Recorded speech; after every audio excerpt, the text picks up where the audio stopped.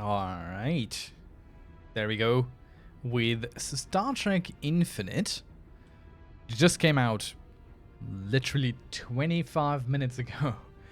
And yeah, it's basically Stellaris meets Hearts of Iron 4.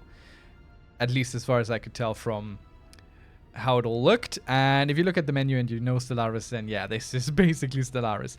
Let's just jump right in. And I don't think we can create a custom faction or anything, so it differs a little bit here. Instead, we take on the role of one of the major factions in Star Trek, meaning we can choose the United Federation of Planets, we can go for the Klingon Empire, the Romulan Star Empire, or the Cardassian Union, all of which apparently do play a little bit different and have some various requirements of you. There is a tutorial, and I don't know if we should play that or if we just go in blind and go really weird. Let's see what settings does.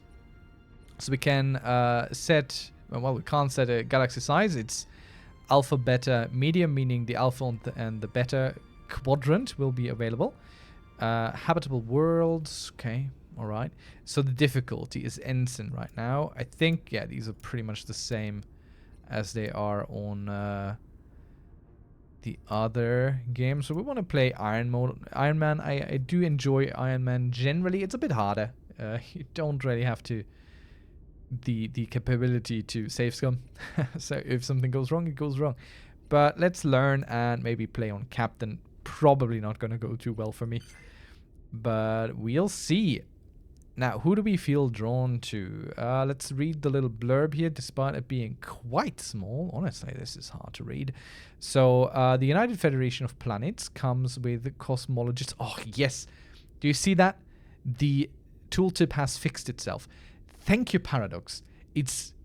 I will forever love every single game that has this functionality. Ever since they introduced it with Crusader Kings 3, it has been in Age of Wonders 4, and now in Star Trek Infinite. It's just the best thing ever. So, science ship build cost minus 25%, anomaly research speed plus 33%. That's pretty good, especially starting out.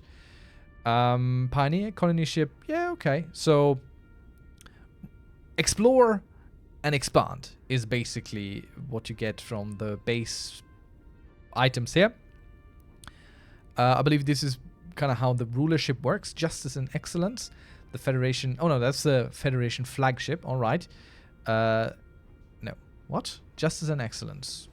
I don't know how that exactly relates to the flagship, but let's read.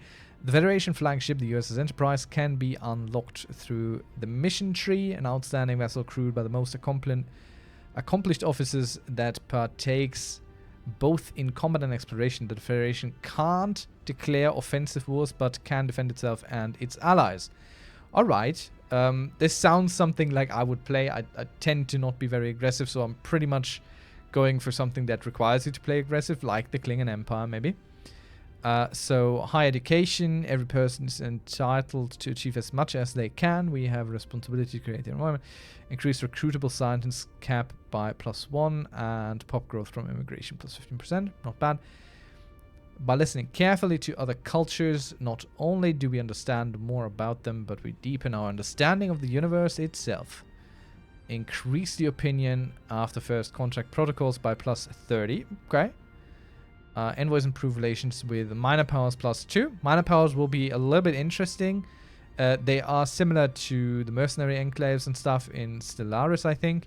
Or more to the free cities in Age of Wonders 4. Or indeed the minor powers in Hearts of Iron 4, which I believe do exist. So, federated democracy, meaning we have an election every 10 years. And our diplomatic influence cost us minus 25%. If diplomatic influence works anything like in Stellaris, that's actually pretty huge, because diplomatic influence is a difficult to generate resource. So the United Federation of Planets pioneers the quest for interstellar exploration and cooperation between species, profoundly rooted in the principle of liberty, equality, peace, justice, and progress. It seeks to expand its territory in the name of universal rights and exchange of information. All right. I like that they can't do offensive wars. That's a very good thing to know. That puts them in a certain spot in terms of whether how you play them or how you play while having them as your neighbor. So next we have the Klingon Empire. And they have glory and honor. And let's read first blurb real quick.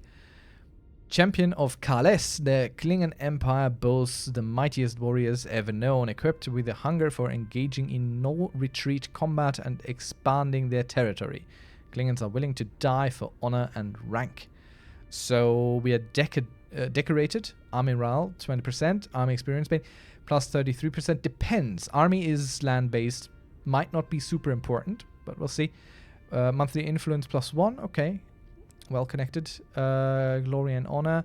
For Klingon, there is no greater achievement than to die in glorious battle. Gain bonus unity whenever a Klingon military ship is destroyed in combat and upon successfully conquering a colony through land warfare. So the colony conquering goes directly into this.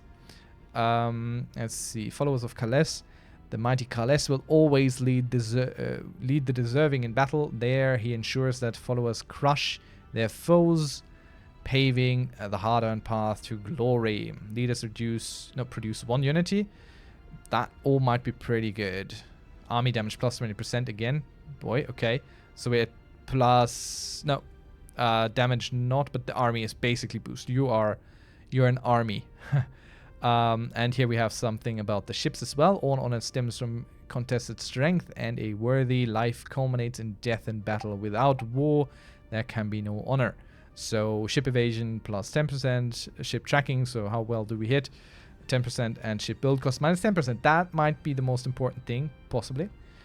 Admiral and General cost minus 50%. That's cool. And we're a clan empire, so once a ruler dies, there is a designated successor who becomes the ruler. Interesting choice. Definitely the aggressive ones, given that you generate your unity through battle. You have to fight and die, which I think is pretty cool. So let's see what the Romulans in this game are all about. We start with the blurb this time. Those who march beneath the Raptor's wings are endowed with an intrinsic ability to employ cunning tactics, relying on their natural superiority to conquer their victims. The Romulan Star Empire is home to the most proficient species, always a step ahead of their enemies. So, let's see. Delegator. Governor level cap +1, okay. Increase recruitable governors, also +1, and experience gain 4 governors plus 20%. That's not bad. Monthly unity +5. Alright. Okay, just flat +5, not bad.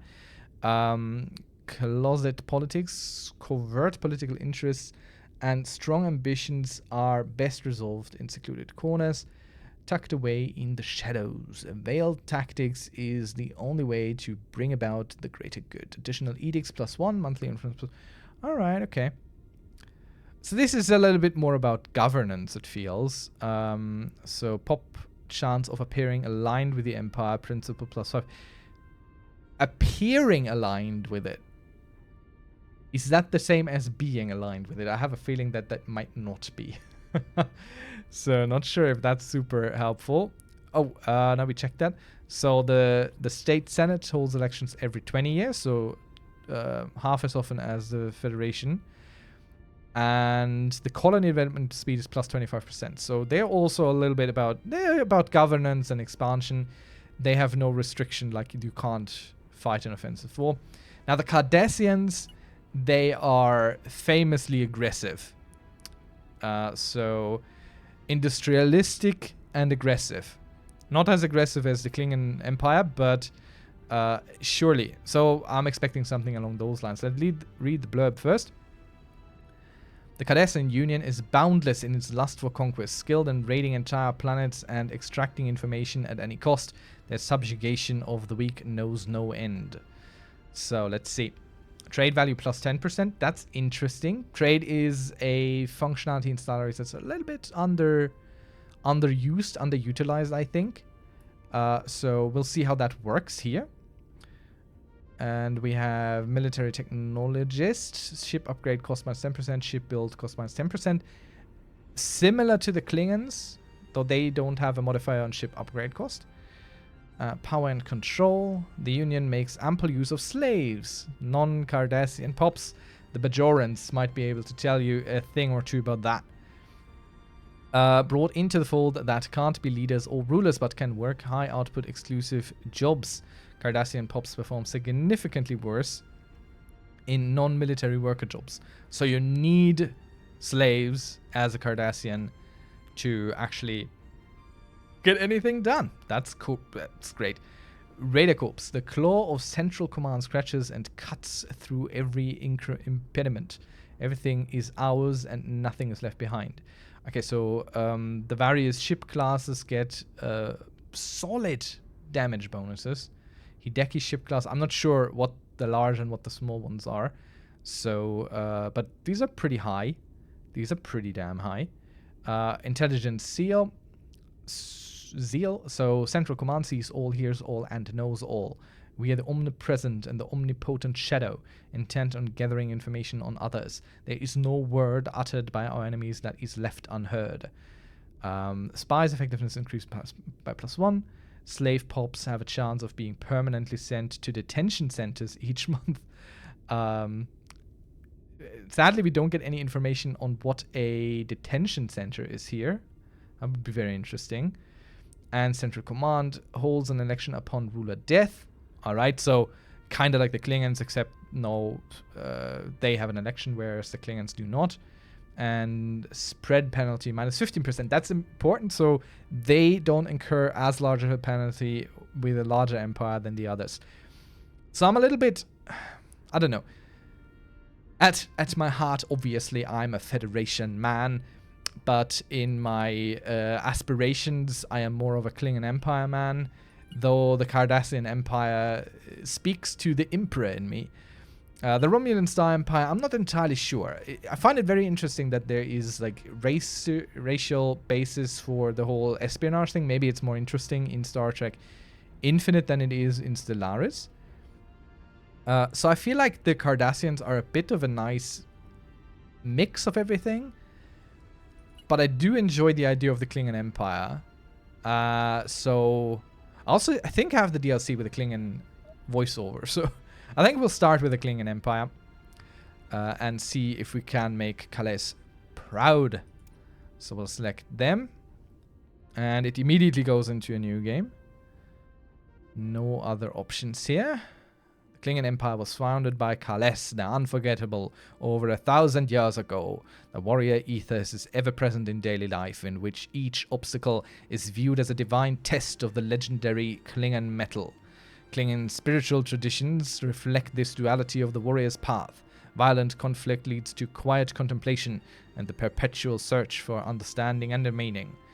On the galactic stage, the Empire constantly seeks worthy rivals to test its strength against, but also allies who are capable of fighting with honor and perhaps even earning Klingon respect. Engage.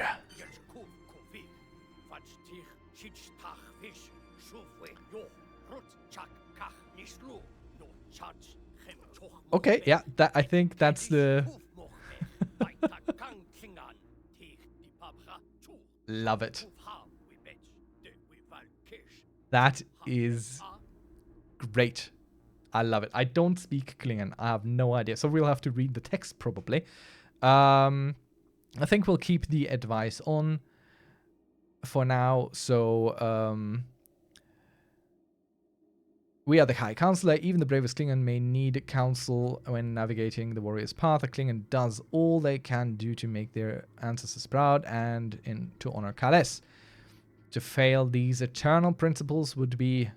Okay, yeah, well.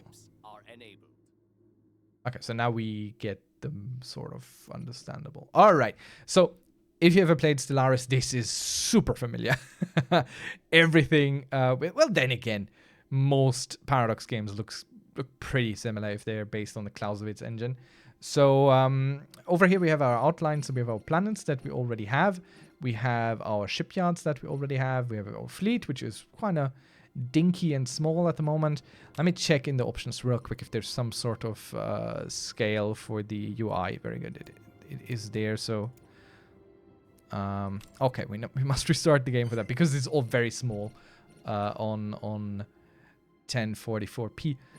Anywho, and here we have our civilian ships, which are a governor ship, which is interesting. I don't know what that is. Science and construction ship, those we know. So, yep, we don't know. We don't need to know that. So, our science ship, obviously. Let's press M to see the actual galaxy screen.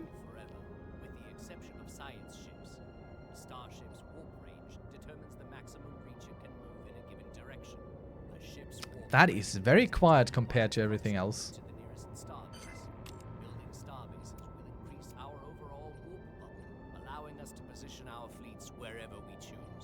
Diplomatic constraints, such as cowardly civilizations closing their borders to us, will decrease a starship's warp range. Pay attention to who allows us to travel freely through their territory. While this map is open, clicking on another civilization's territory can provide some basic information about them. Changing the map mode can reveal different information, such as others' opinions of us, AI attitude, and more. I don't know what an AI attitude is, but fine. So this is the galaxy map, basically. There are some bits which I would assume... Okay, no, these are storm fields or something. I figured maybe these are minor empires that we know, but they are not. There are black holes around here. Something that's different, in Stellaris, when it first came out, there was warp drive, and this is here again as well. So no star lane travel. They have something similar, but it's not the exact same. Over here we have a minor power, Bajor, which is directly on the Cardassian Empire border. We are next to the Romulans and the Federation. So I don't think we need to worry about the Federation unless we attack them. Then again, they might be weak and easy targets. Otherwise, we can only really go for the Romulan Empire or we go explore. So we wanted to see with our science ship. It does it have a auto research? Survey, no. Is there anywhere? No, these are stances. Move, return. Okay, there might not be an auto research anything. So let's see. We can't travel into Romulan space. They are not open to us. We can travel into Federation space. They are not close to us. And Cardassia is closed. And whatever that is in the center is closed. This might be the neutral zone. No, that's an unidentified empire. Okay. Let's see. I think we should just kind of see around here, check things that are... Okay, what's the difference between explore and survey now? I don't know. We'll start with explore. So they can fly there directly. I don't know how to see our general range on the ship. I believe it would tell us if it weren't possible, but we'll send the IKSIP. That is a very weird name for a ship, but we'll send them out there. And you can see there are some planets here that might be good for colonization, and we already have a bunch of colonies. So first we send off a science ship. Next is our construction ship. Very good. Which is used for building orbital stations. Once a star system has been fully surveyed, we can order our construction ship to move there and build research and mining stations if the relevant deposits exist in the system's orbital bodies. Though most of these processes are automated, the raw materials still need to be transported to their destinations. All right, very good. So we can build stations with this thing. That is pretty much the exact same as it is in Stellaris, but again, no automation for this thing. So the IKS Anravar, where do we send it and what do we do with it? We see some options here which aren't built out. So there are some science points for us to snag up, and there is a, I don't know what the heck that is. Let's see, that is deuterium, which is important for ship upkeep. So this is basically minerals compared to Stellaris. Well, it actually isn't, because we have minerals themselves. Interesting. So this is ship upkeep. This also has some... Let's see, no, I don't see any fleet in here. So energy credits does not affect fleet, besides possibly buying it. Instead, we have deuterium. See, there is... I don't see any ships here. There's none. But deuterium is for ships. So if we want the big fleet, we need big deuterium. So I would say we go and build this here. And we just right-click it and say build mining stations, which costs us 100 minerals, of which we have a bunch. Then we have food, of course. Whoops, that wasn't what I wanted to do. This outline here is how far the ship can go. Maybe the science ships, either they have a really large one, or they just can go anywhere. Maybe. All right. So what's the governor's ship? What does that do? Its specialty is that it can be sent on missions to help our colonies achieve specific economic or military goals. Governors can also be sent to complete unique special projects that are of personal importance to them. Can also be sent to complete unique special Okay, all right. Research is open to be put up. We'll do that in a moment. Okay, so what does that mean? Let's first check our planets. We have Ogat, which is a agrarian world, and the others two have no designation. And of course, we have Kronos. Planet summary screen shows us important details about a world and its people, including its districts, resource production and consumption rates, current levels of stability, and planetary designation, if any have been set. Planets can be set to automatically be managed here as well. Okay, so automation would be turned on here, but you can't do that for capital planets, which, you know, I think is okay. This is all pretty similar to how it is in Stellaris. I can't move this around. Interesting. That is... Oh, no, I can. I just need to click the right thing there, and now we can have it in the center. All right, let's see. Decisions. So these are basically edicts, I would say. But we have no energy for any of this, so that's not really important at the moment. We have 11 housing. Open. Not overall. We have more, but 11 is what we have available. We have 24 amenities available. There's no crime, but it is going to go up over time now. Actually minus 20 plus 6, so that's perfectly fine. This is not going to go up. No unemployment and no available jobs either, which, you know, as the population grows, might become an issue. So we can build districts which do a certain thing, like give you housing, give you farming jobs, increasing food production, or mineral district, or hunting grounds, which I think is very interesting. Let's see. So martial artists produce unity, trade value, and reduce crime. That's pretty cool. It gives housing and amenities. And it has a pretty decent base production on a bunch of stuff there. Look at that. Base upkeep is pretty high, though, for 3 food, I would imagine. But that's cool. Otherwise, we could build specific buildings, which might improve the production of anything else here. So, for example, we could build a commodities zone, which gives us 3 clerk jobs and 1 amenity, and increases trade value. So plus 12 trade value and plus 2 amenities. You can get trade value and amenities from other districts as well, like here. But building a city district is not quite as effective at generating these resources as building a specialized zone. You have a limit to how much you can have of each. So for buildings, you can only have these. You can unlock this with upgrading the planetary administration, which is third building here. But overall, you are limited. So you can't build everything forever. So you need to make some choices on what you want to do and how you want to grow your space. Now, something that we definitely need is new jobs. That's certain. Planet stability, the 24 houses. Yeah, okay. Habitability plus 20% because it's our home world, of course. Let's see. Planet stability is fine. Pretty much. We have a lot of amenities, which will go down as we get people. So let's check through here what we have. Administration offices, supervising officials. Administrative capacity goes up. What does that mean? Give me a tooltip. It's not giving me a tooltip. That's a bit sad. Why am I not getting a tooltip on this? All right. Let's see. Ancestral homes. Housing, but no jobs. And we can't afford them anyway. Minerals into alloys. So it costs us 12 minerals, but gives us 7 alloys.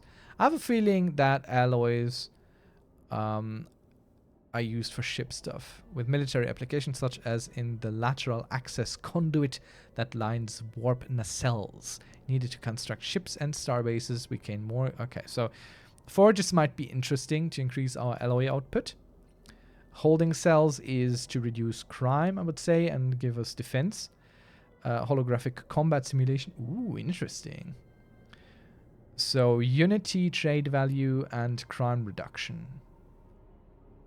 That the unity is interesting. I don't know how important unity is going to be here. The tradition screen is where we can view our civilization's tradition trees. A tradition tree must be adopted in order to access its traditions. Adopting individual traditions costs unity, which is produced by buildings and jobs, or earned by completing certain events. A significant amount of unity is required to unlock both tradition trees and the traditions they contain, so it is wise to stockpile as much of this valuable resource as possible. Yeah, I think we're going to go for something that generates us unity, because unity is mainly gained by fighting here anyway. But we might go for a memorial monument, because it also gives us trade value. Trade value which is directly translated into energy credits. So, or more or less directly translated. So that might be interesting and a good idea. Replicator. Oh, costs us some energy and minerals, but gives us everything. Or almost everything. That's pretty cool. Research, obviously not the worst idea either, but I don't think that the Klingons would go for just that. Volcanic Shrine, hello. Unity and amenities. Oh, that's a lot. I think we need a volcanic shrine out here on Kronos. Tower of Trials. Housing blocks. Yeah, let's build a volcanic shrine. Very good. We want some unity to get them cool things unlocked. Now, can we use this governorship? This here. To go to Kronos. Oh. Emergency package. Indoctrinate pops. Local stability increase. Increase specialist production. Or worker production. Oh, very good. So let's check out the other worlds, because we need places where we produce stuff.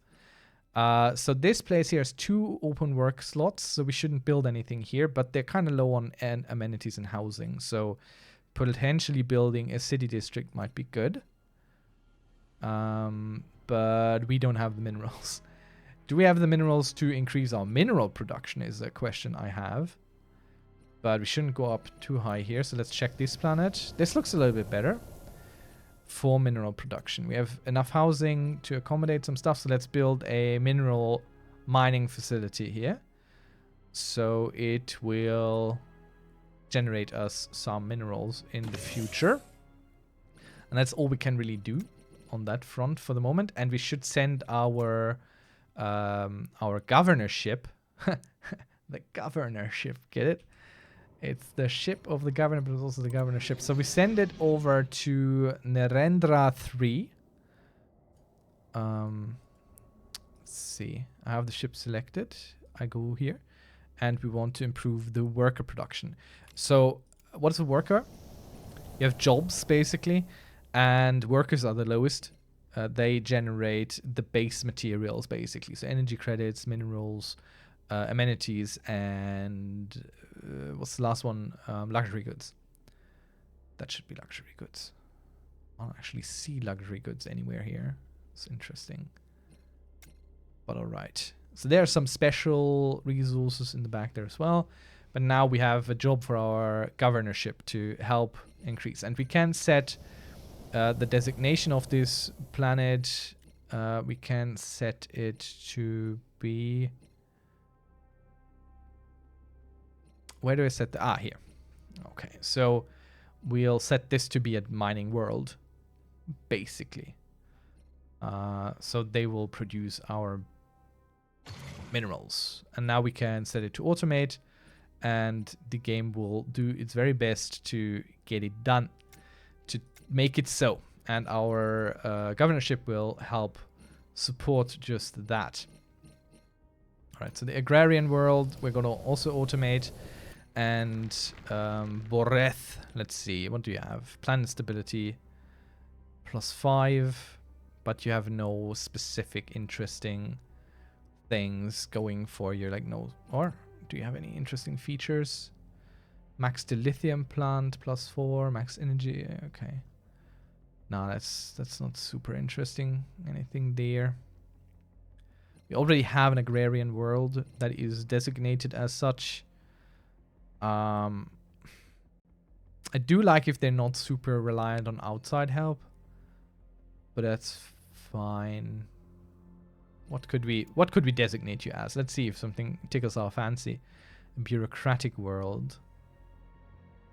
Miner output, farmer output, everything goes down, but administrative capacity goes up.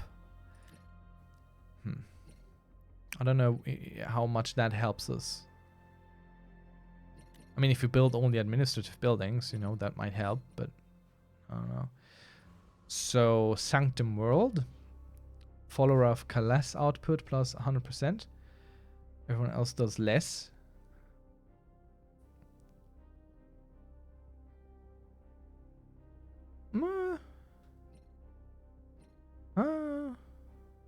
Could be interesting.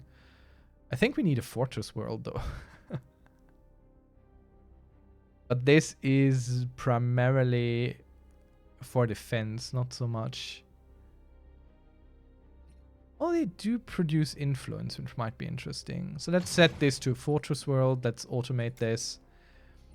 And unpause for a moment. Well, actually, I shouldn't.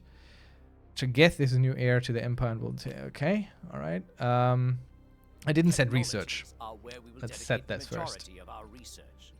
Few limits to what our scientists can discover. It is recommended to keep each research slot filled with a scientist whose traits best suit them for their field of study. Once research has been assigned, a priority can be set which will place that technology at the forefront of our efforts. All right. We don't need shields. See, if we destroy the enemy before they hit our ships, then what do we need shields for? Obviously. So let's see. Continuous plasma break down the densest materials. What else do we have? Autocannon. Targeting systems employ far-seeing sensors identifying incoming threats earlier, shortening response times. Phaser autocannon, which I think is a point defense. It doesn't say. Now it does shield damage and hull damage. Not so much hull damage, but a lot of shield damage. So if we are facing cowards who are hiding behind their shields, then this is ideal. So we'll go with this and expect to face cowards. Let's see. Society research. Scientist cap +1. Increased recruitable science corps +1. Let's see. We have 0 envoys employed, deployed, whatever. Oh, we're building offices. Oh, yeah, that's different. Right. We have to man our ships in this. You don't have to do that in Stellaris, but here you have to. You have to actually have a proper, sensible armed force that can do this kind of stuff. Traveling through space and all. Unsynthesized food center. Farms produce food. Yeah, they generally would, wouldn't they? So this is something that helps increase farm output on a planet. General level cap +1. Increase recruitable generals. We need more generals. Absolutely, we do need those. We need all of the generals. Unlocks foundries. Don't we already have them? No, we have something similar, but it might be the lesser version of this. And we are gonna need alloys and stuff. But if we can't get anywhere fast or hunt down our enemies fast, then what do we need anything for anything? Increase the space production of minerals producing jobs by 1. That could be interesting for our mining world. So let's go with this first. We need more minerals. Star bases are the beating hearts of our empire. Every star base we build brings a new system under rule. We can also claim the star bases built by our enemies by right of conquest. And why wouldn't we? We are Klingons. Star bases can be upgraded to include shipyards and other valuable modules. Their presence in a system also grows our borders and increases the warp range of our starships. Once a star base is built and that system falls under our hegemony, we are free to build research and mining stations there, or to terraform and settle any worlds that may be hospitable to life. Okay, very good. I don't like this AI icon here. This advisor icon. I don't know. Maybe it's not Klingon-y enough for me. So we can't build anything in terms of ships right now, because we have no alloys yet to start with 0. It's fine. Nothing to do with this thing then. Fleets are the soul of the Klingon. The leaders menu is where we can hire, dismiss, We have a fleet without an admiral. Are you kidding me? Generals and spies in need of work. Spies are not immediately available upon Okay, we can't recruit them. We don't have enough officers. Circumstances in the galaxy, if they are still unavailable. All right. Okay, fine. Very good. Understand. Attacking a target. Yeah, right. We have nothing to attack at the moment. Let's set the home base to Kronos. Because if this has... I don't know. Transfer ships? No. Do you not have a return home thing? No. No, I don't think they have a return home thing. But that's what that is good for, generally. Well, anyway. I don't see anything we can do with our fleet at the moment. So now we set most things. We could go through all this, but... The mission tree shows the possible fates of the Klingon Empire. Each node describes moments in time that have fundamentally changed or will change our collective destiny. Anything is possible, but only if we are bold. Alright, I get it. Okay, so we want to have admirals assigned to military ships. We want generals assigned to army transport ships. And we want to increase our fleet power. That's what we want to do. And if we do that, we get war and duty, getting us a bunch of flat bonuses. That's cool. Ashes of Kitomir. A cowardly ambush by Romulans against our colony at Kitomir has led to outrage across the Klingon Empire. Casualties of this senseless massacre number in the thousands. A nation we once believed to be our allies has finally revealed their true intentions. They have stolen an invaluable piece of Klingon territory right from out our under our Ichodu. They see us as beasts they can manipulate and murder without consequences. We will have our vengeance, the drums of war beating. There is no Klingon soul alive who does not thirst for Romulan blood. The Klingon Empire will prove it's worthy by striking down our enemies, forging new alliances, and conquering anyone who stands in our way. The gates of Stovakor await. Let's see. Okay, so here is where it's closer to Hearts of Iron 4 than it is to Stellaris. There are pre-scripted events from the story of Star Trek, basically, that you go through. And everyone gets these events, but everyone gets to interact and have a different perspective on them. So, let's see. We will be proactive in greeting other civilizations. We treat any new intelligent species we encounter with respect. We'll be cautious. We will be aggressive. We will be aggressive. Other species haven't done us good, let's say. So, alright, we want to build towards that, which is fine. I want to build up our stuff anyway. Victory. The Empire score screen shows how close we are to defeating our enemies. Okay, we're not very close. Galaxy. As ridiculous as it is to mention, conquering our neighbors is not the only way of winning control of the galaxy. Civics can also forge a path, if one is cowardly enough to embrace them. After approximately 3 centuries, the strongest civilization will automatically be named the victor. Okay. All right. Notifications are small. Yep. All good. We know about those. So, the bottom of the plot. Our spies are hard at work attempting to uncover the identities of the Romulans responsible for the murder of 4,000 Klingons on Kitomir. Remember, Kitomir. We should have obliterated the Romulans after the skirmish at Neranda 3 several years ago, but until we learn more about why they chose this moment to wage full-scale assault on our colonies, our spies will be unavailable. Tensions remain high throughout the galaxy. We must focus on our intention. We will apprehend these, so we gain 415 unity, which is, I don't know if that's a lot. So where is Kitomir? I don't know. Where is Kitomir? Is there a search? Usually you have a search. Oh, nope. That's the opinion map. Intel map. We know nothing about anyone. What's the AI attitude map?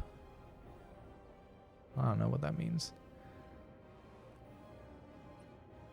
Is that... Is that how... Oh, I don't know. Doesn't really say. Alright, where is my search? Galactic tension. Global tension describes the overall zeitgeist of our civilization and whether or not our populations feel positive or negative about current events and how they will affect the near future. Mm-hmm. Okay. Alright, something to consider.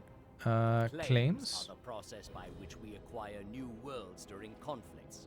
When we are at war, or soon before, we can spend influence there's to lay Kitomir. claim to the star systems currently occupied by other civilizations. How do I not have a claim on The Kitomir? system gives us a valid casus belli against the civilization that owns it. In wars involving large coalitions of allies, the civilization with the greatest claim to a system will be the one who takes that system after the war ends. How do we not have a claim on Kitomir to start out with? Honestly, we should. It's on pause. We're gonna get a lot of events, I feel, starting out. So the construction ship has arrived and is starting its work. The science ship has arrived and is doing things. Independence supported. The Romulan Star Empire supports the independence of Bajor, which puts them at odds with Cardassia because the Cardassians, they don't like that. Our science ship is doing nothing here. Survey the system. What does explore then mean? They just kind of go there? And then they sit there? Independence supported. Okay, the United Federation is also supporting Bajor. So the Cardassians are a little bit stuck here. I like my position slightly better. I only need to kill the Romulans. And kill them we shall in due time. Don't you fret.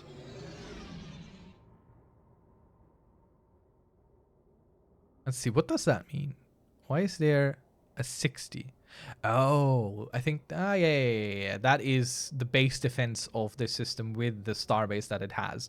So our Kronos has 227 because it has a star station actually built up. The others have a basic one. We have a limit to how many we can have, or at least we have the Steallaris. Not sure if we have it here. I don't know. Spread, that doesn't give us too much information on that. Anyway, let's check out through some other things here. Exchange resources to better optimize our economy. Resources can be bought or sold here, though prices will not necessarily reflect current production. The laws of supply and demand still exist after all. Automation can be used to generate recurring trades on a monthly basis. So we need to fully survey this because before we can build a outpost, which we will definitely do, just to annoy the Romulans. And we check through if there's something interesting to build up. Maybe more deuterium. What do we have? Little of energy, honestly, energy credits. So let's move there. Could build a research station. Construction is complete on our planet. We have built the volcanic shrine. So we're getting more unity now. That's very good. Let's see. The planet's management menu shows an overview of our planets, their POPs, and present resource output. Planetary management can be automated here, but this requires the selected planet to be specialized. Yep. Very good. I like that. What does this do? All right. Pops out the planet. That feels a little bit better than it does in Stellaris. I don't think you can do all this there. Oh, it doesn't look as neat. I think this looks pretty neat. Expansion. Planner is where we can view all possible habitable worlds within reach of our civilization, as well as each one's planet class, which can determine whether or not a world may be suitable for terraforming.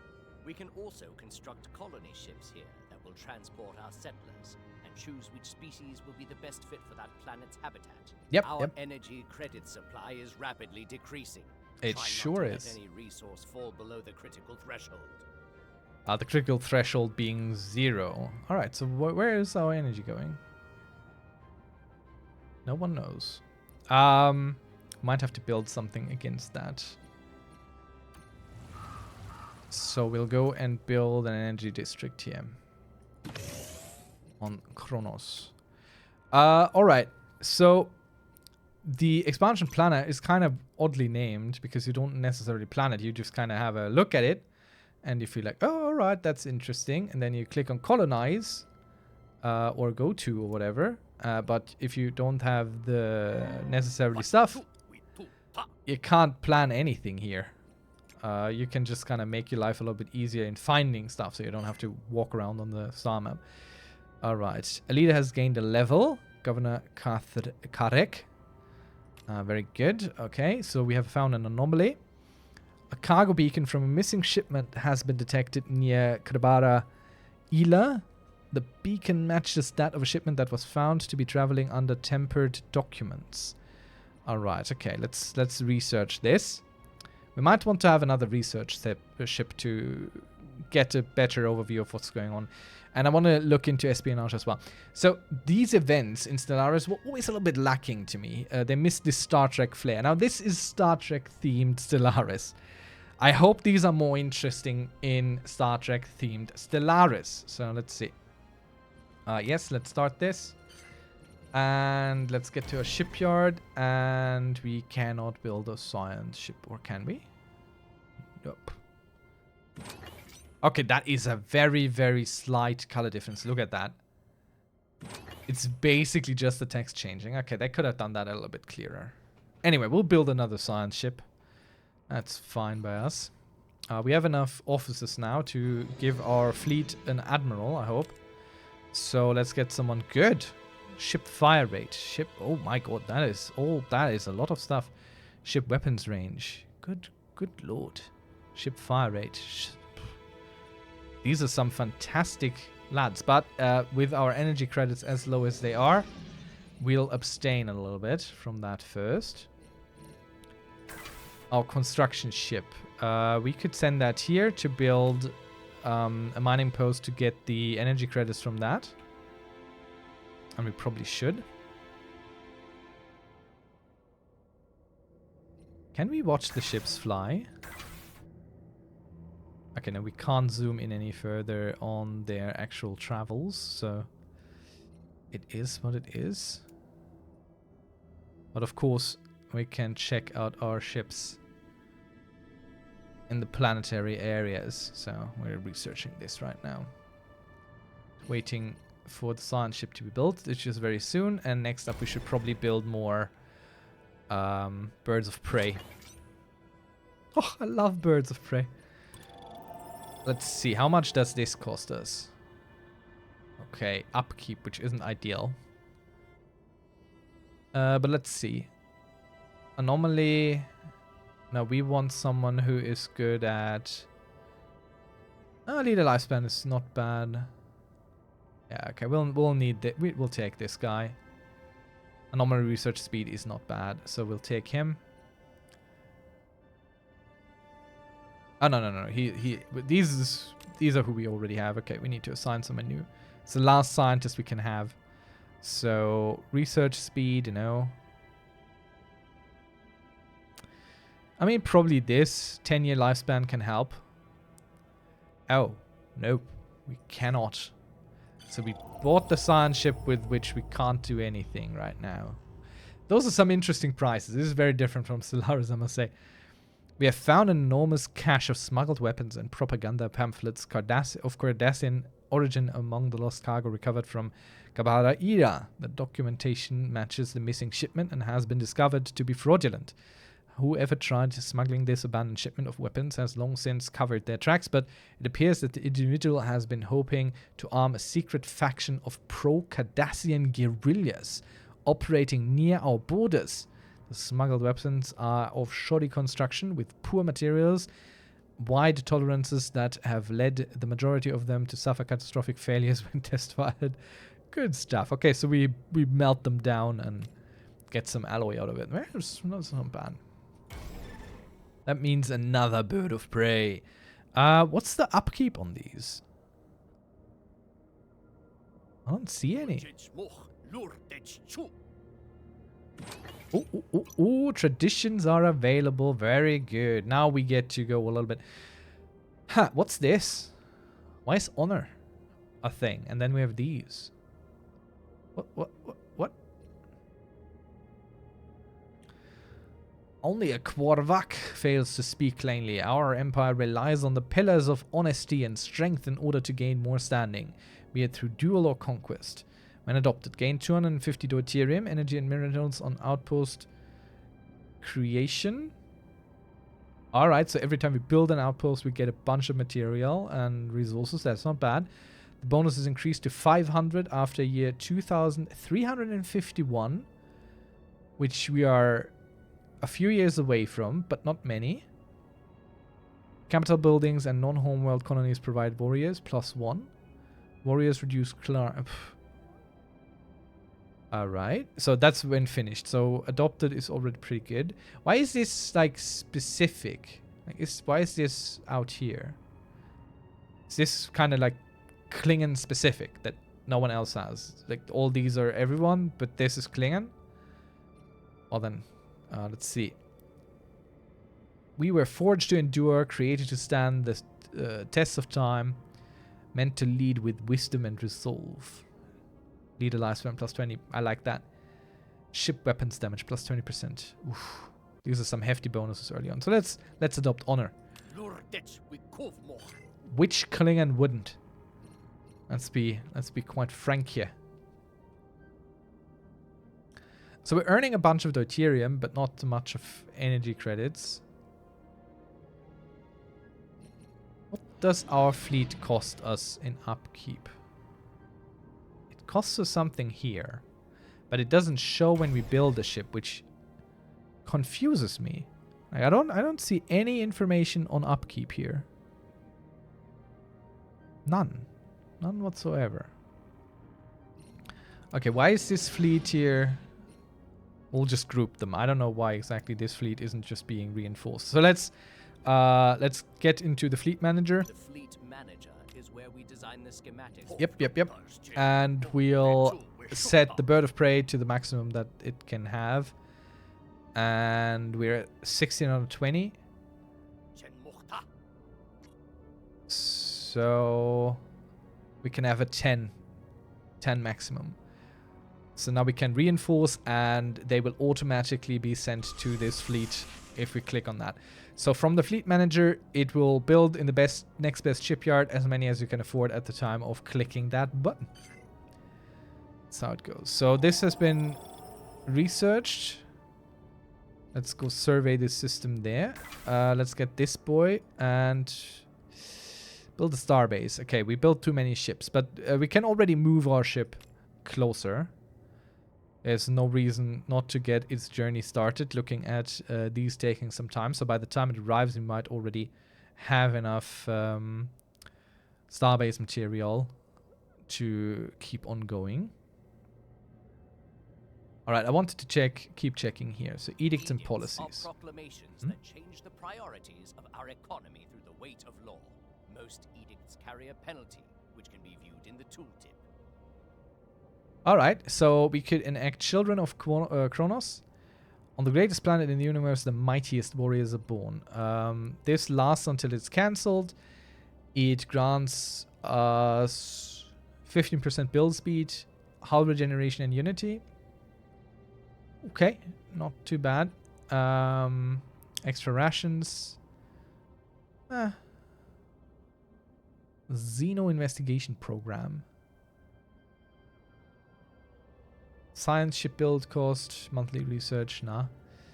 Exploration protocols, that might be interesting. Survey speed up. But monthly energy credits lower again? I don't think so. Refabricated massive parts. Starbase build cost. Starbase upgrade cost goes up. Which I don't think is too bad. Like, this might be interesting to enact. I don't see a cost for this. We just can't deactivate it and reactivate it very quickly. Like, there's a limit. There's a timer on it. A cooldown. So let's enact this. And maybe Children of Kronos. Ship build speed is pretty darn cool. Hull regeneration is not bad. I don't know how bad the crime is, though. I don't know how bad that is. So for now, we'll leave it. Policies are the laws to which our government and citizens are bound. Though nothing is set in stone, some legal positions cannot be taken by every type of government, and some may be further limited by our level of technology. Okay, we are feisty. I don't know if I like that word for what it does. Okay, very good.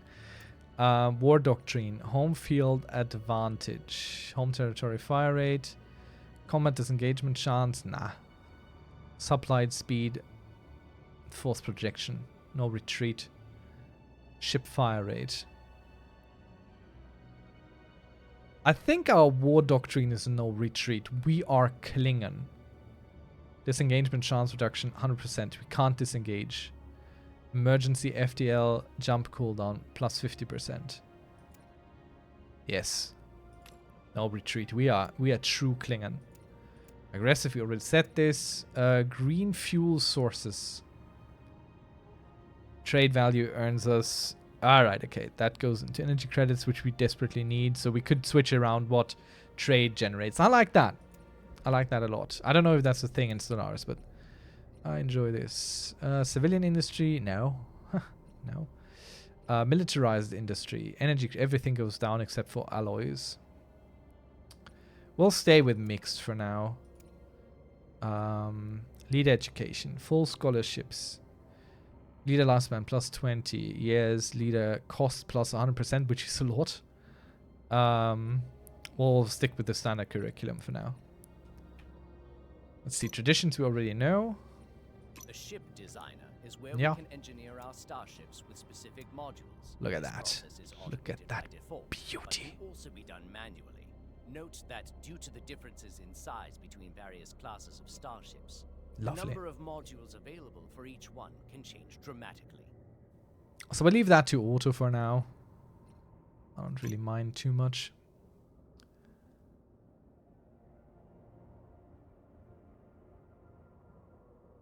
And let's see. What else do we have? Fleet manager. We already know that. We are building up our fleet 1, and we're pausing that a little bit to get the alloys to build another outpost there in Kadbara, or maybe over in Pluro, because Pluro actually has a planet with 27 slots. That's a big one. It's not great for us, where it's not very habitable to us, but we'll see. What else do we have? Technology, we know that. The species screen shows all of the species we have previously interacted with. These can be filtered down to show only those who live within our borders. We can set species rights for those who dwell among us, though some options may be limited by our level of technology. Okay. These have a lot of effects. So our upper class produce more value, but also cost more to keep.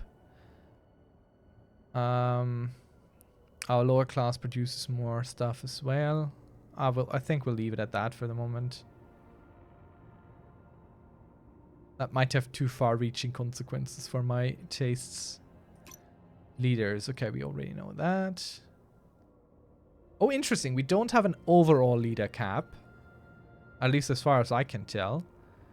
But rather caps on each variation of thing. Alright. Not sure why that fleet, again, wasn't reinforced properly.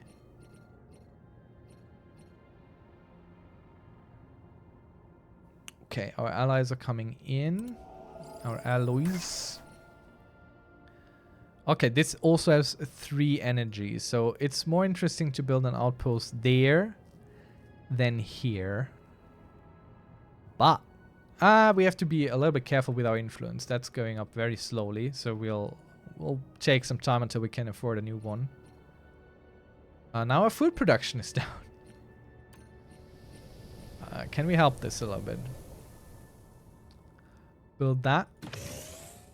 We'll try. And do we have something that helps us with building food?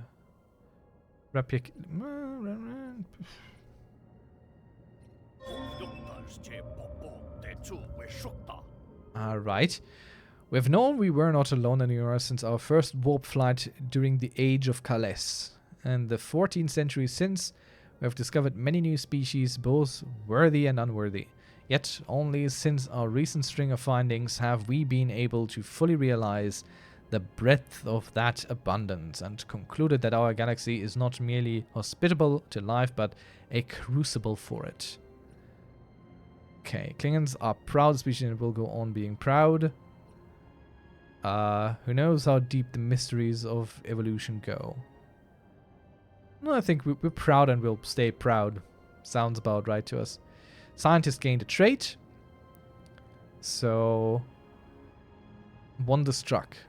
It's a society trait. More research speed on stuff, okay. I'm looking for something that helps us make more food.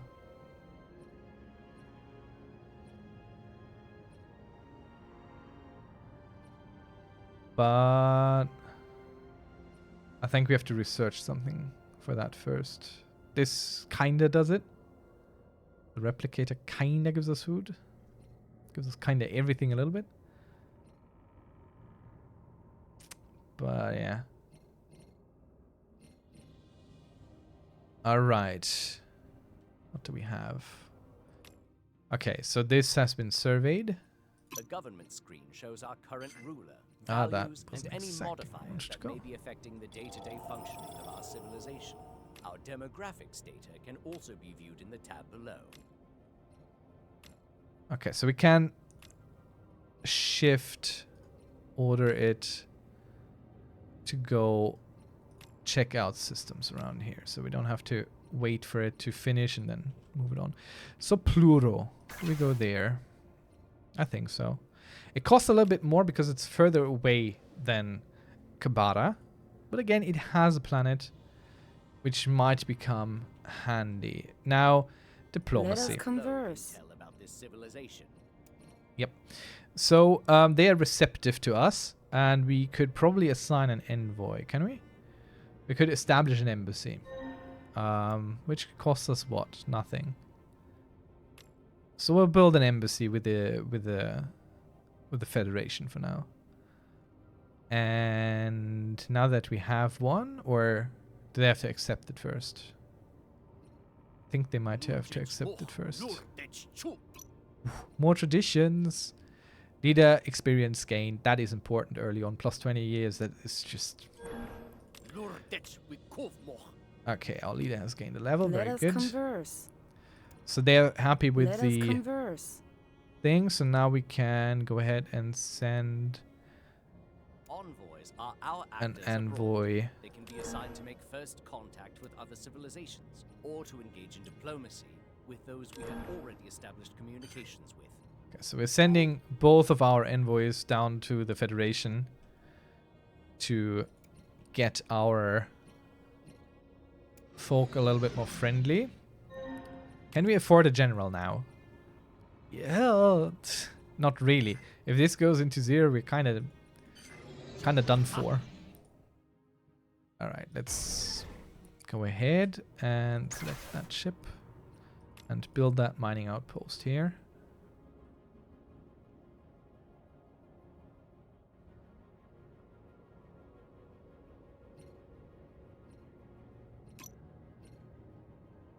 Ketomere Aftershock. Recruitable spies is -2. Yeah, okay. Stability to a random colony. Stability to the rest of the colonies. Yeah, okay. Alright.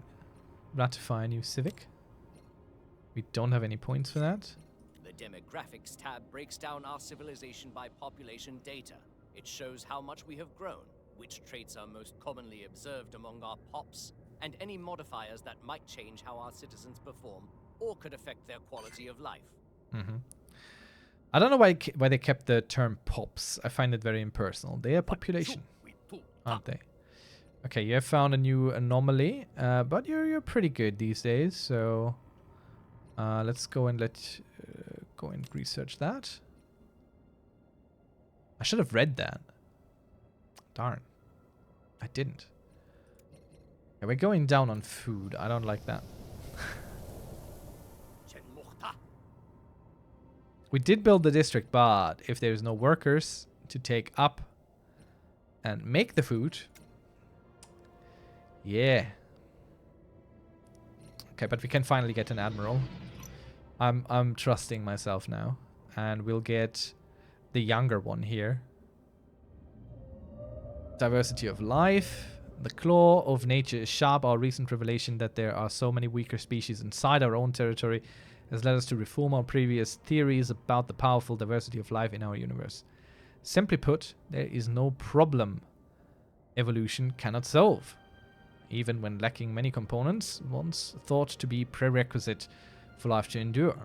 From just a small percentage of a galaxy we have already conquered, it is clear that life will fight to exist wherever possible, often on the harshest battlefields. Alright, survival must be earned. Perplexing. The work of many great minds will be needed to understand these discoveries. No. Survival must be earned. So we take the younger one. I don't think this matters all that much. And he has the same good trait here, so I feel like younger, get more time out of them. So Admiral Morgath. Wait, didn't he cost us energy credits to recruit? Am I blind? Did we get energy credits? Oh, we built an outpost. That's probably why. Ride or die. The senior physicist who called for our aid in researching the Einstein-Quolson ring has insisted on spearheading the Recon mission. He's taking a cat called Nebula along for the ride. Unfortunately, the feline's presence aboard the IKS IP caused a disturbance on the bridge, eventually leading to the lieutenant commander to lose control of the ship. Great. Derailing from the intended path, the ship was suddenly caught in a cloudy layer of meteorion gas created by the nearest star. It appears that the star is in the late stages of stellar evolution, shedding enough material to trap the vessel in its gases. Luckily, Makara was able to make use of the momentum created by the gas to propel the tomb out of harm's way and thereby avoid the star's gravitational pull. Though the crew is safe, medical officers noted that several of those aboard were unable to write or speak for 12 hours after the occurrence. The cat, however, seemed fine. The IKS IPS senior medical officer believes the unusual stellar cloud created by the meteorion gas could be harmful to humans but beneficial to animals. What are we? Are we animals or humans in this? Study the effects of the gas on humans and we could make a profit. No, we are not Ferengi. Though I do hope that they eventually include Ferengi. By the way, thanks for the follow. Just saw that. Appreciate it. Research the meteorion gas. I think that's fair. If we can make a weapon out of this, that's interesting. We want that. We want weapons. But also we want food. So, yeah, how to fix that one? We could go ahead and trade, right? So we have a bunch of deuterium, which we don't use too much. So let's go ahead and sell some of our deuterium, 10 per month. That's fine. We're not going to set a min sell price. We just sell to the market whatever we can get. So that should boost our energy credits. And so it does. So now we can go ahead and buy us some food. For which right now buying food costs a bunch. So it's one food for 130 energy credits. But the more we buy, the higher it goes, right? So let's go ahead and set that to a maximum of 2. Maybe. Let's see. The Kitomir report. Our spies have finished their investigation into the Kitomir massacre. The colony planetary's defense system was weakened moments before the destructive series of orbital bombardments unleashed by the Romulan Pitak. As most of our witnesses were dishonorably slaughtered, our interrogation have found few first-hand accounts. However, our spies were able to unearth the logs of the IA in charge of our outpost in Kitomir. The notes point towards the involvement of the House of Moog. Our spies have returned and are preparing to finalize their report. The House of Moog? We could just discommend them. The Romulans have betrayed us during the Battle of Neranda 3, and now their massacre has certified their disloyalty. But our own? It might be Romulan trickery. I'm not so easily fooled. I don't think. Let's see. We will dedicate some of our resources to a long-term investigation into Moog's involvement in Kitomir massacre. A new spies recruited. That is for both outcomes. The modifier is removed. We would gain a lot of unity and influence, or some research. We are honorable. We're not just gonna go by indications. Okay, so we add that. Maximum we're gonna pay for food is 2 energy credits per 1 food. So now this should start switching around soon. I think, at least.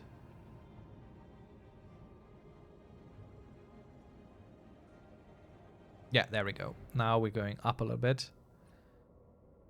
So we're basically trading deuterium for food. And since we can't upgrade our fleet much further, I mean, we could build a new fleet. We should build a new fleet. Is there a fleet limit? How many fleets are we allowed to have? I don't see something like that. The silent alarm has been triggered in Kronos. Excuse me? What does that mean? Let's build a new fleet. And we'll add some Bird of Praise to that. And it'll be 10. 10 Bird of Praise. We can have 3 ships immediately. Let's see. Let's do that. Let's have more ships. What is that? What's the silent alarm? What does that mean? What's a silent alarm? I don't see any sort of notification for that.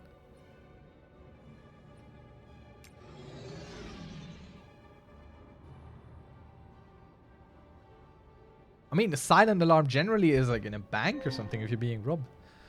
What's this? Our leader has gained a level. Very good. Good on you. Good on you. Good on everyone here. So what else could we build that would help us? I mean, there's a lot of research untapped, really. But maybe we get some more deuterium going. System is surveyed. Now we can't afford that right now, but soon. And then we'll go to the system of Mara, which has some energy from the star. I still think we can't have another scientist, can we? Nope. Ah, soon though. Soon.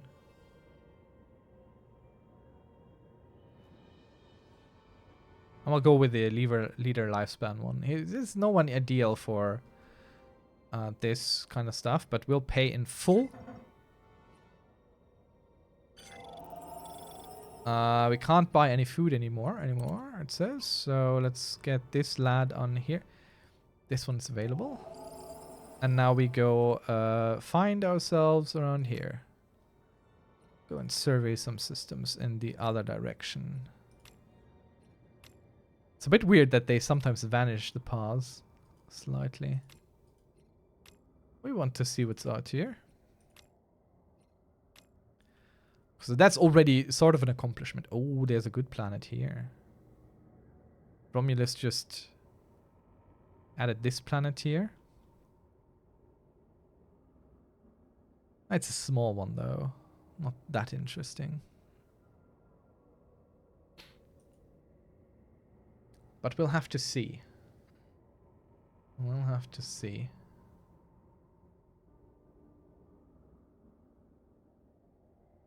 This is our spy ship, a stealth vessel. Oh yeah, Engineered to navigate through we have a space spy ship now. undetected and defeat our enemies before a battle ever takes place.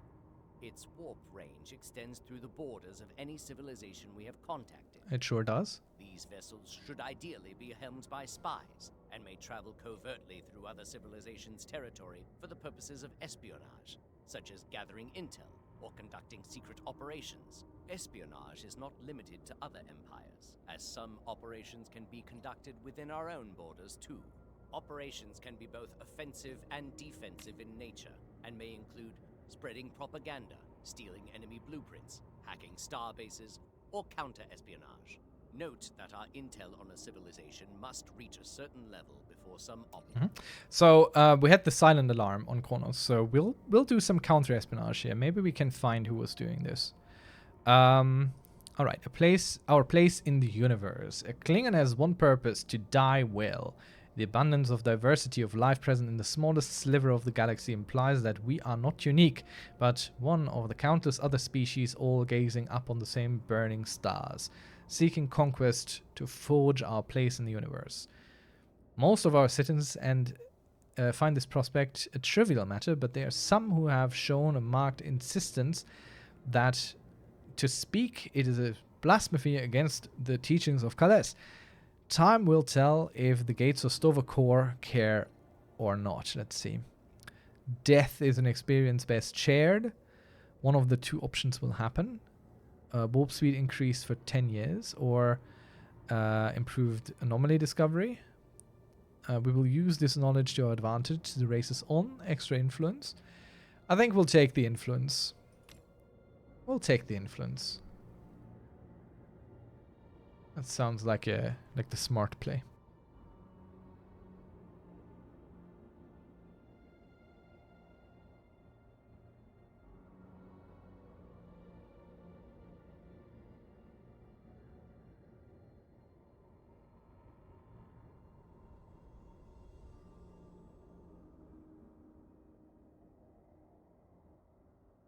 All right. Okay, you're done with counter-espionage. All right. Then let's go check out Kitomir. We can't, but we can move there. So we'll just move there then.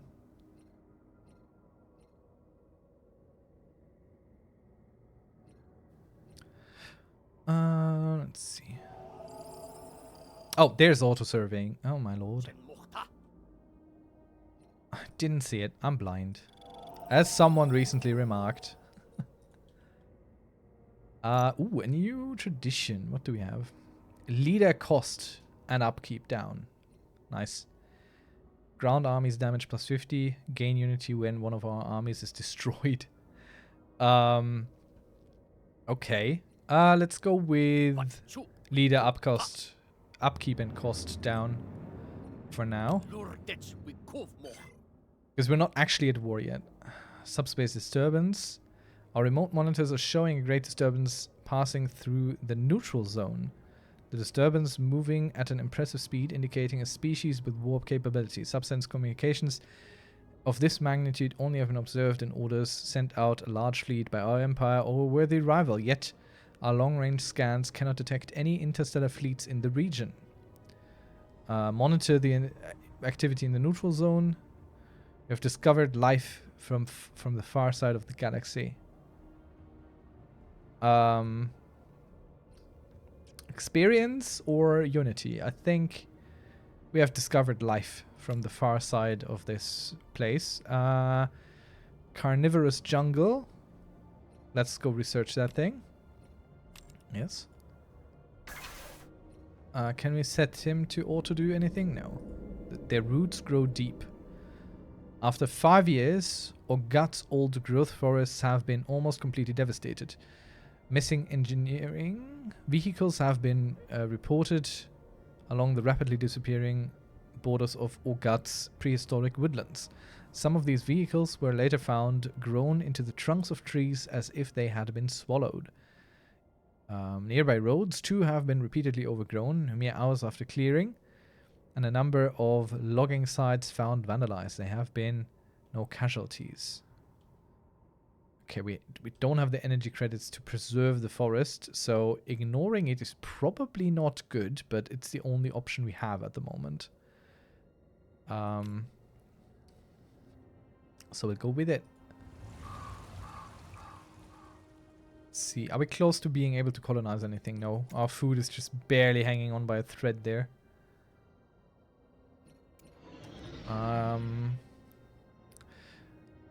Did I want to build out a little bit more?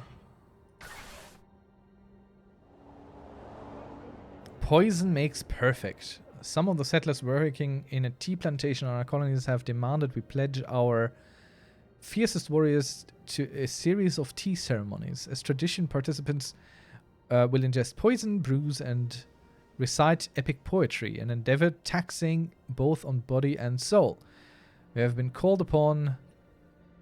Yeah. We'll do that. Make it so. No one tests tea better than us. Issue special project. Okay. Do we send our soldiers to that, or let's see. Too many things happening at once. Let's slow it down a bit. I would like to build something new. So this is a very tiny planet. It's insignificant, kinda.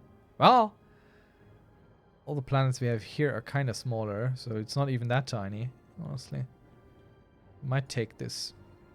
It's not fully surveyed yet. Okay then. This is the mission log. Yep. Has 1 science ship in orbit, has 3 transport ships in orbit. Where? Up there. Okay. So transport ships. Do we even have a military fleet, like an army yet? Anywhere? I don't think we do. How do I build an army? Here? Ground forces are trained to conquer enemy worlds, as well as defend clan and kin. Here we can see our armies and their elite counterparts stationed on this planet. This is also where to view the planet's level of devastation. Okay. It suffered a recent attack. Once a general has been commissioned, we can hire new ground units using the recruit button. Defensive armies automatically draw from the planet's law enforcement jobs, which are provided by the planetary capital and other defense-related buildings. Okay, these are defensive armies, so we would have to build new ones, but we can't really afford them. So the special project is kind of moot because we don't have an army of transport ships that we could send anywhere. Also a little bit, you know,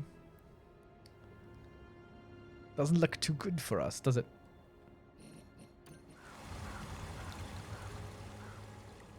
Let's see.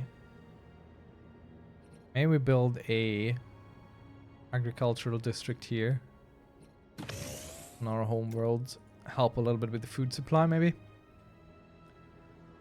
All the things we need to be a functioning empire.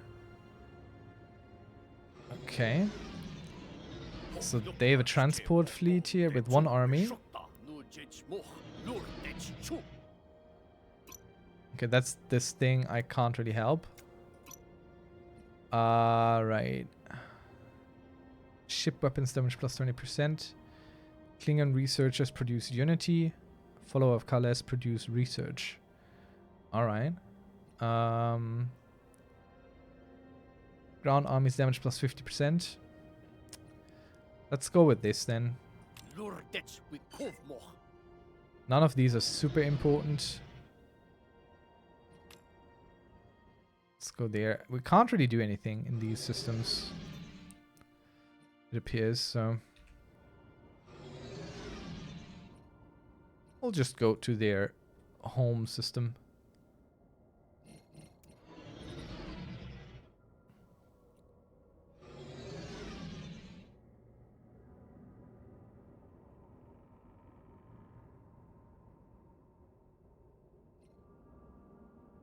And wait a little bit to build things. Now we build things. I think. Oh, one of our ships was lost. Here. That was our science ship. Not sure why. Certainly interesting. What do we need to colonize? 2,000 food. We'll never get that. That's not good. Let's get some new research going there. Research from mining stations. Oh boy. Things are happening. The IKS Ip was attacked by a hostile structure while researching the Runved system. Though badly damaged, the vessel was able to narrowly escape. Initial reports show that the crew's brave actions may have disabled or possibly destroyed whatever it was that attacked them. Our long-range scans revealed the structure's wreckage is likely still present in the Runved system. While the survivors are being debriefed, we should locate the evidence and analyze it. Designate a task force. Alright. But first, let's get some warp highways going. So this is something you research there. It's like wormhole travel, basically, in Stellaris. So this special timed project here, battle scene scan. So we need to send a science ship, which we're currently waiting for to return. No, we don't. So we go send them there. They were there before. I kind of want to send one of our fleets with them. So we'll do that. Just so they have a little bit of protection. In case they need it.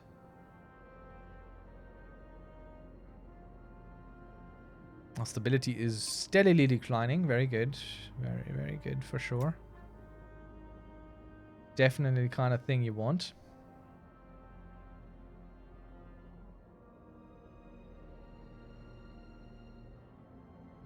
Unknown class L planet. Let us converse. Okay. This is going up, but very slowly. So we don't really have anything we can do yet. Everyone is working on it. Best we can do. Alright, we don't know okay, they have 6 ships at home. We sure have more, but I think Romulan ships are specifically like larger. They don't have that many small ships. They have big, powerful ships. And we only really have birds of prey. Which, you know, is all you need. Let's sell some minerals as well. Maybe like 20 per month for anything, and increase how much food we're willing to buy. Like 16? Can we afford that? Might not be able to afford that.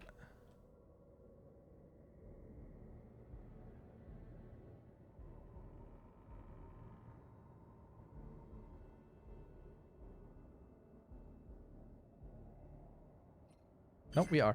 I must say the economy here is a little bit more precarious than I'm used to from Stellaris. So let's see. Our crew vanished shortly after beaming down to Chico.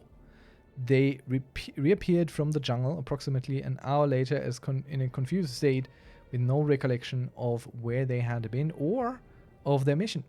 Upon returning to the IKS Murgak, All those who had visited the jungle suddenly began to violently attack their fellow crewmates. They were subsequently imprisoned. Those who returned from the jungle claim they are the original crew members. We beamed down to the surface, but the IKS Morgak's chief medical officer made a startling discovery. The affected individuals no longer have a single animal cell in their bodies. 100% of their cells have been replaced with plant copies. We do not fear hungry plants. Investigate further.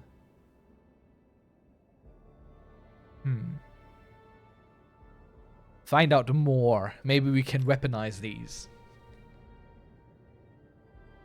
This will be my thing in terms of rationalizing anything I do. I will just say we need to weaponize it. So that's what we do.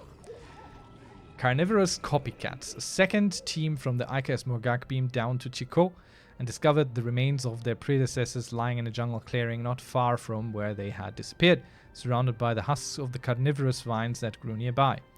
Observation of the vines revealed they have a unique feeding pattern, and they copy the cells of any organism they touch, then mimic and feed on the species they have copied. Though the copies may appear, sound, and smell convincing enough, the vines themselves possess neither metacognition nor any other sign of what would be called intelligence. Avoiding the regions of Chico where the vines grow should be enough to guarantee the safety of our crews in the future. Quarantine the jungle. So he gets 200 experience points. Alright. So far, the events are pretty much the same as they are in Stellaris. It's, I don't know. There's not a lot of depth to them. We'll see. We have discovered a biological ark buried under the surface of Renved 1 containing a single alien seed. So that's challenging and takes 223. We'll check it out. We have the time. I kind of want to expand more, but it doesn't really help us much doing that, honestly.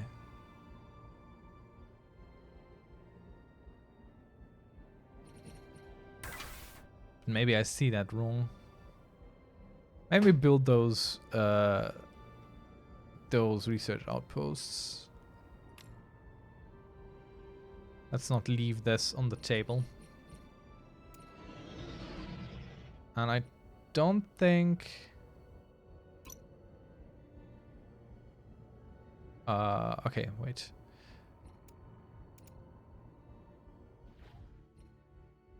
So we'll send them and them here before this goes away.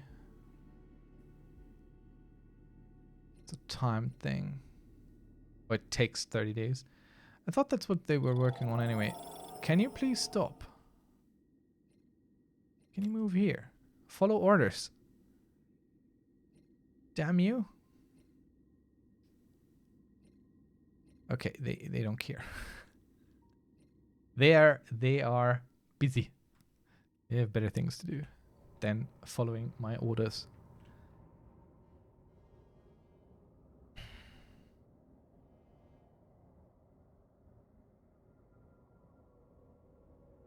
Oh, a Federation ship has appeared. A science ship. Oh, I love the design of these things. They look so cute. Such cute little ships. Love them. I don't know why both of these are highlighted, because maybe it's just all them. Probably.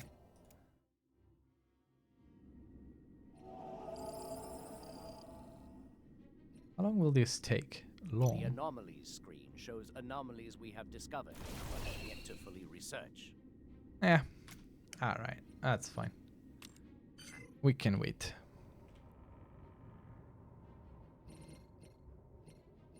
But building armies is really expensive. I'm surprised, I must say. Ah, we could build one. Klingon warband. 1. But the upkeep is 3 food, which we are not at all good at. So what is this place doing except for costing us food? Nothing. Let's build an agricultural district here too, in hopes of eventually getting all that done and getting out of our little money pit there. Let us converse.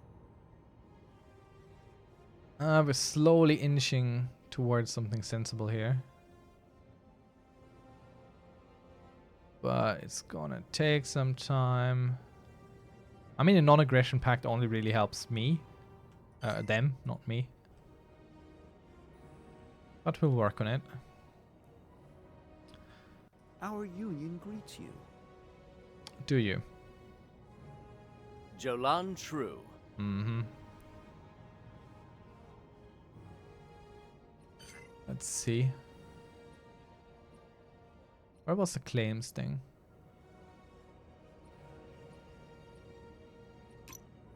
Not here. Not here. It was somewhere.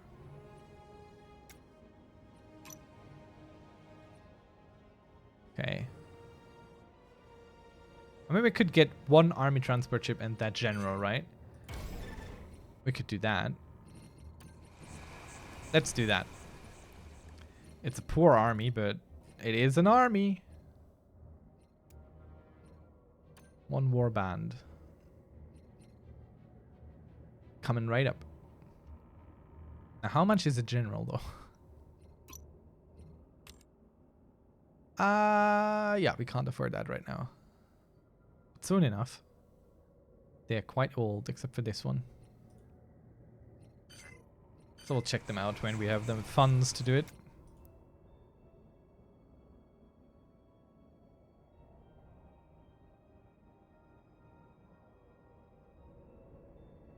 Where is our spy ship? It's still there, it's just not showing up anymore. Weird. So what are we doing? Are we just kind of sitting around there?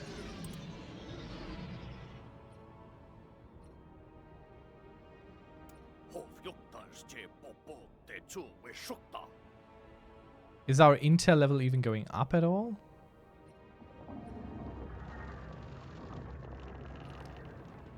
They all... Oh no. Okay. We can't investigate this, so we are just losing a chunk of unity. That hurt. Clicking that hurt. Okay, so we have some intel on them. Because we have envoys there. And sending our ship, our spy ship, into their area does nothing. To spy. Good stuff. Okay, society research. Let's see. Imperial manners. Housing amenities. They need this special resource of which we have nothing yet. So let's increase our governor cap. I like that you send the governors around in ships. That's kind of cute. Let's see.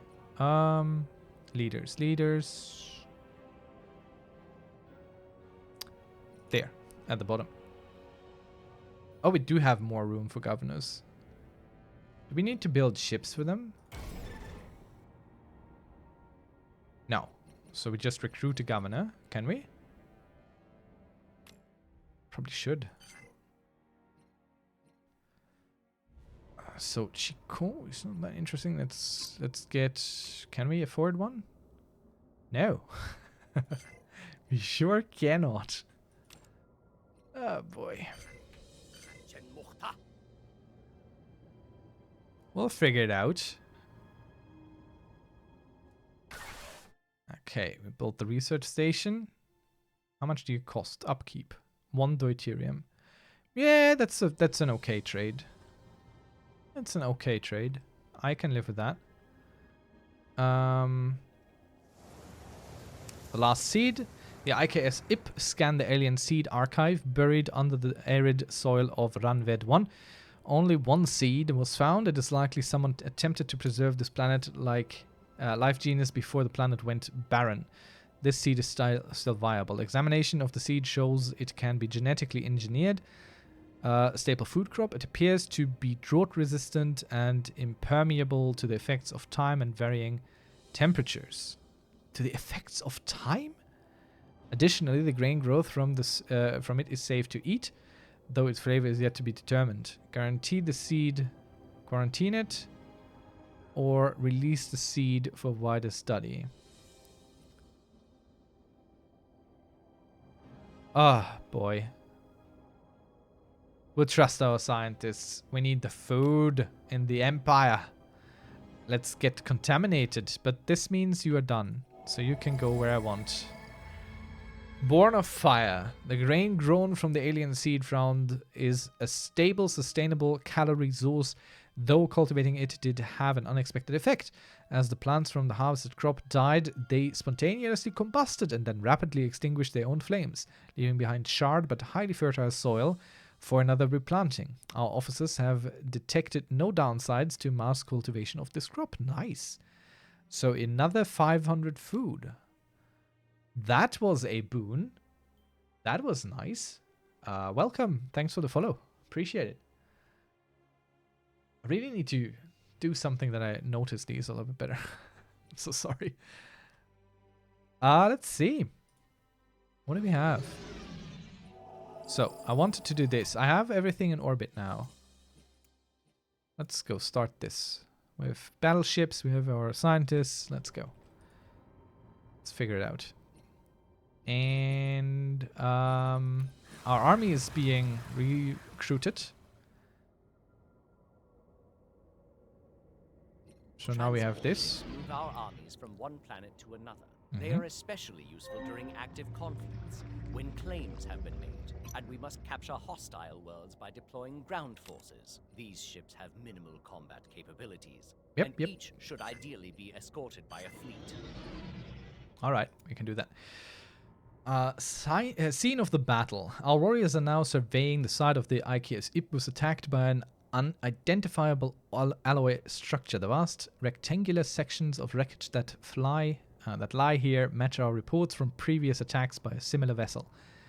Bloody battle echoes appear to have taken place here. The ruined sections of hull, if it can be called that, bear intense phaser scarring, and much of the structure was vaporized in a massive explosion. Sheer size proved the crew of the IKS IP was fortunate to flee with their lives. Several intact stasis pods fit for humanoid-sized life forms were found amidst the wreckage, but we have found neither survivors nor any remains, as if whoever crewed this object simply vanished after losing a fight along with their dead. So we could study this or neutralize it. Both ends the events changed, so it's basically, do we want Unity or do we want research? And honestly, with the hit we are taking on Unity, I think we want some Unity rather than anything else. So let's go neutralize that thing, whatever it is. And bring our fleet back to Kronos. Homecoming. The crew of the ship that recently went missing in action after being attacked by the giant structures managed to escape using unexpected maneuver combined with the gravitational pull of a nearby moon, which is subspace distortion by overloading warp. It is to be known as Makara's Gambit, which I like that. That is fun. Makara is the name of the scientist on the ship, so it's kind of dynamic.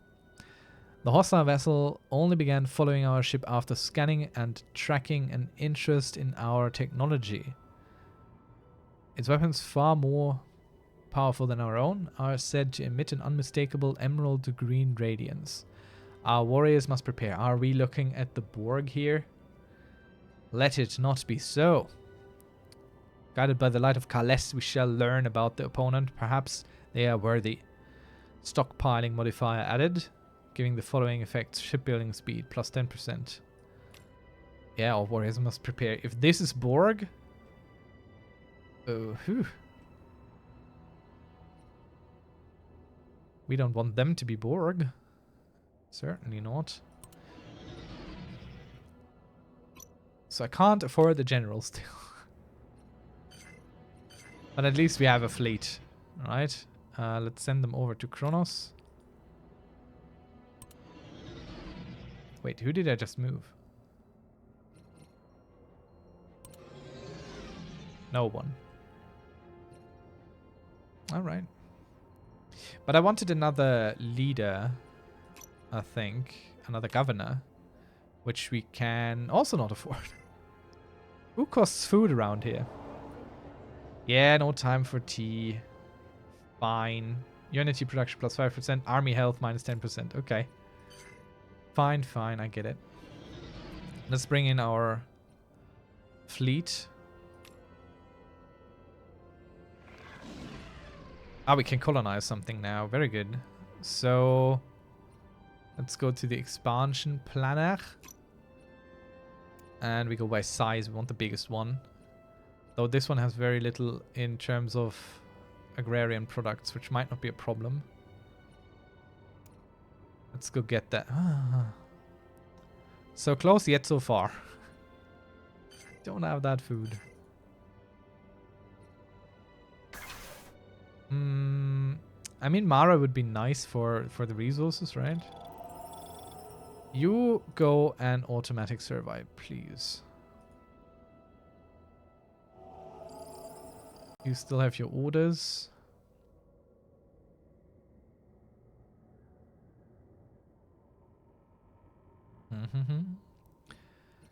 What do we have? Construction ship is doing nothing. We hopefully have full intel on ourselves. That's funny. What is... Why? Okay. Let's get it. We are at 0 deuterium. So if we build this with an upkeep of 1 deuterium, we are still at 0 deuterium. Okay, building cost, district cost goes down. Minerals from mining station, replicator holes. That might be interesting. It's an upgrade to the thing we could already build, which we might have to build some of.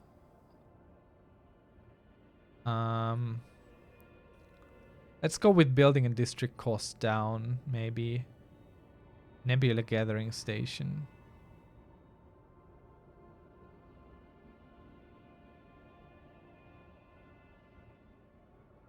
I don't think we have a nebula yet. Let's go with that. We get a bunch of minerals from our stations. It's 10, so getting a plus 10% is 1, but, you know, it'll only go up. And we always want the line to go up. A magnetic readings originating from Runway 4's planetary core. It's a routine research. Let's do it.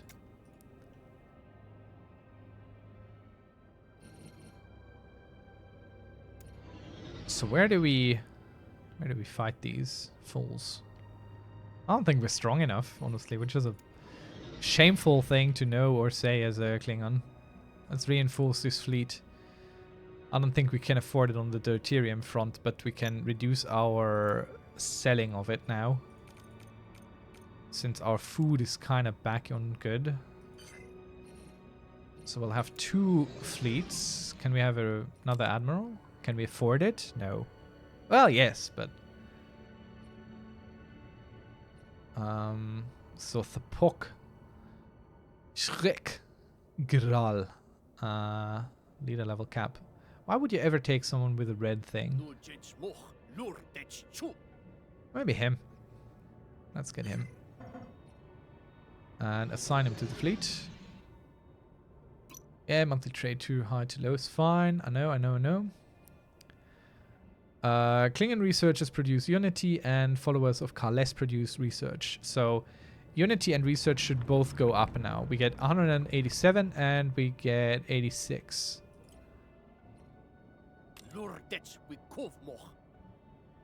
It did not go up. It hasn't unpaused yet, so let's unpause real quick. Yeah, it went up. Not bad neither.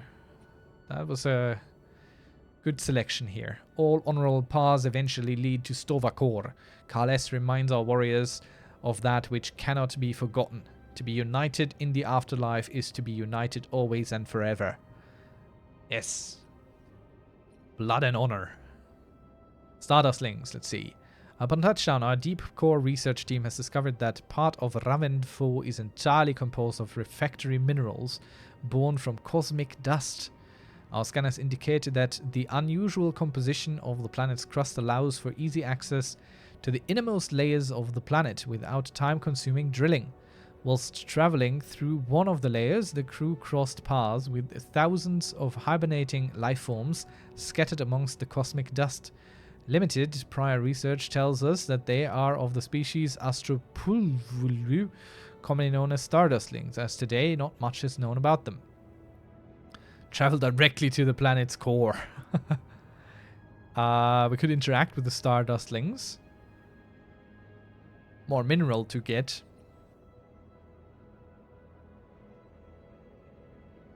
I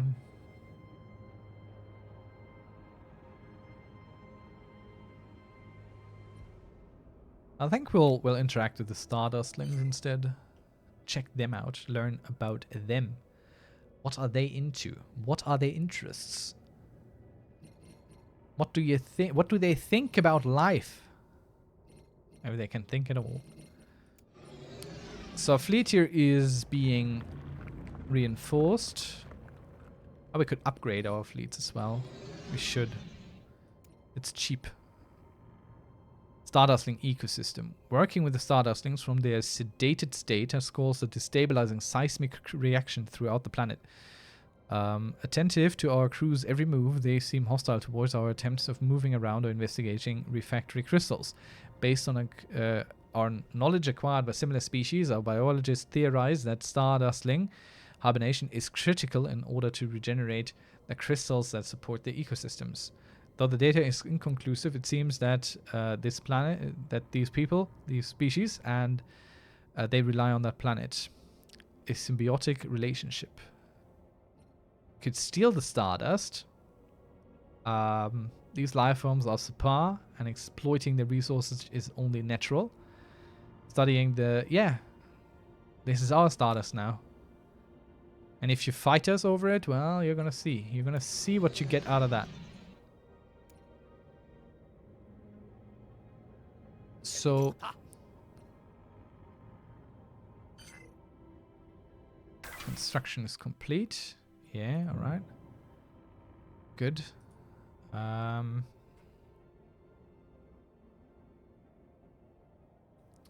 Could build this other thing here for more research. I'm fine spending some more deuterium. Alright. So where's the +3 minerals? Shouldn't that have been here? I don't know.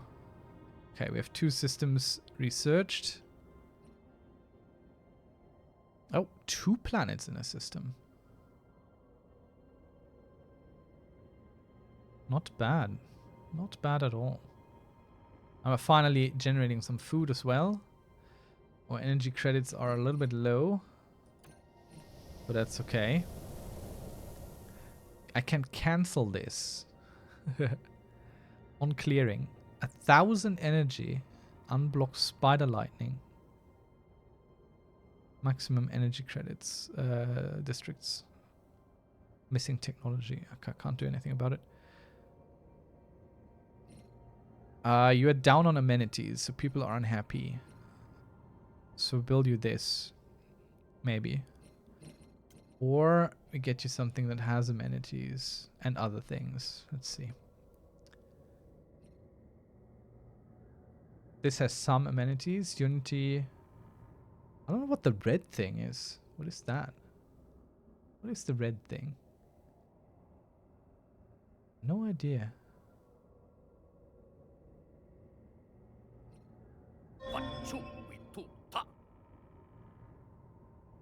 Okay. Nice. More skills, always nice. Easy. Go research it. Trade value and amenities I think is best because trade value gives us energy credits directly. So that's sensible. Let's see that we build commercial zones on every planet where there's a lot of space, honestly, anyway.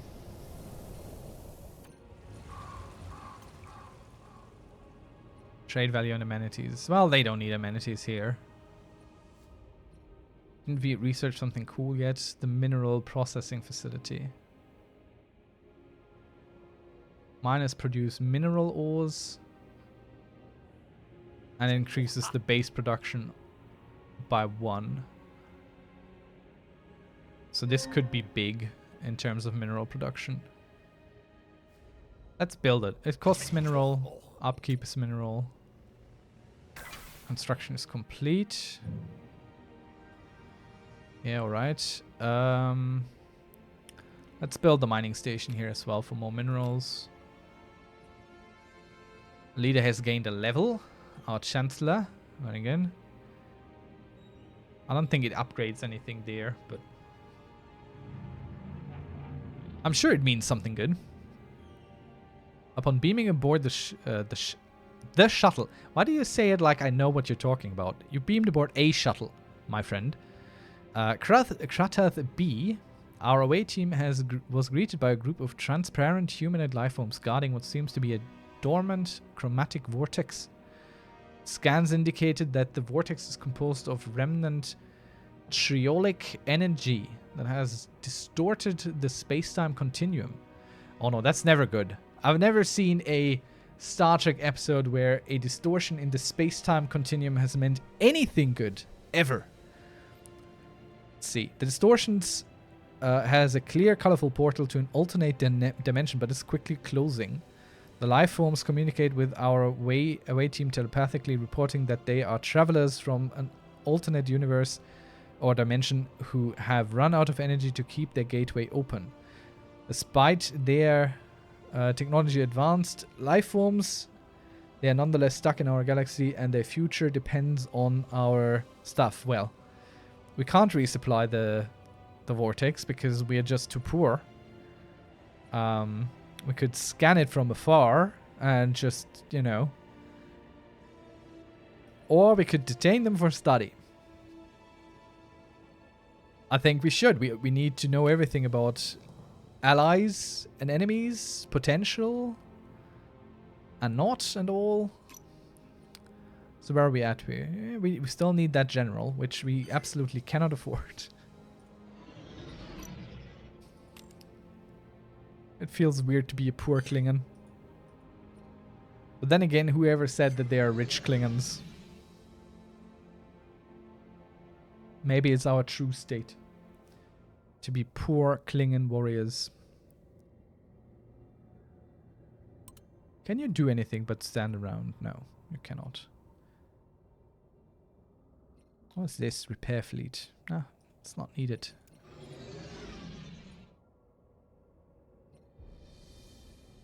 Fleet is already at full strength. I don't believe that for even a moment. What? How is this at full strength? Do we have a fleet limit that I can't see, that I'm blind to?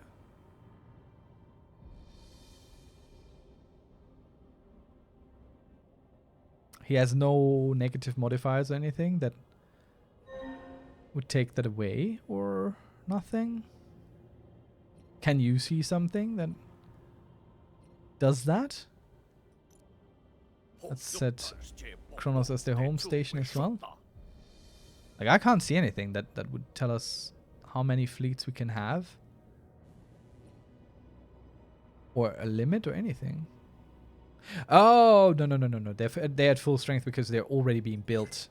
Alright, we can't build them, obviously. Okay. Yeah, all good. No worries. I get it. I understand. Okay. Terraformable.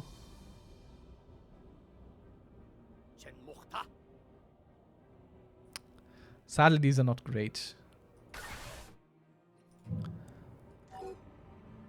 Alright. So we're just right-clicking these way. because, I don't know, it doesn't really matter much. What do we have here? Could build another fleet. Picked up a strange signal. Yeah, go research that. So we are still on the intel thing. Let's see. No one really hates us. No one's Let really us friendly. converse. Why are you cordial? Why is this not going up?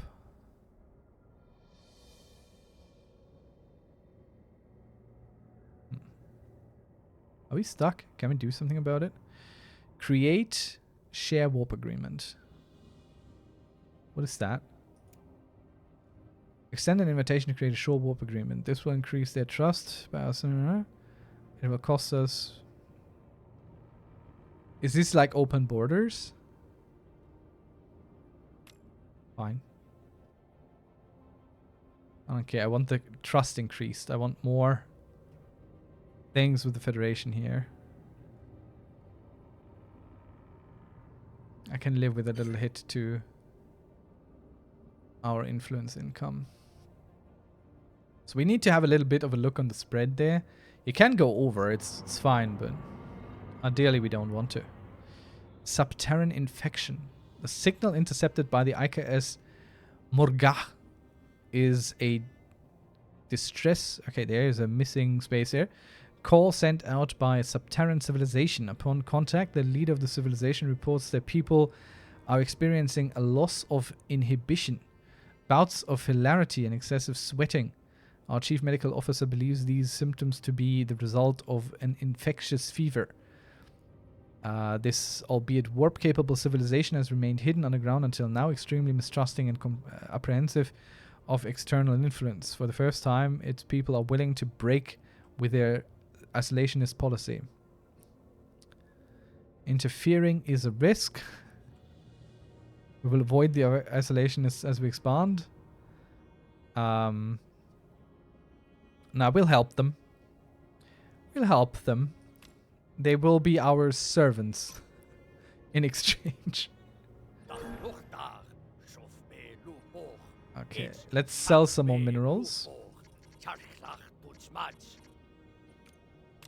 to help with our income issues. Let us converse.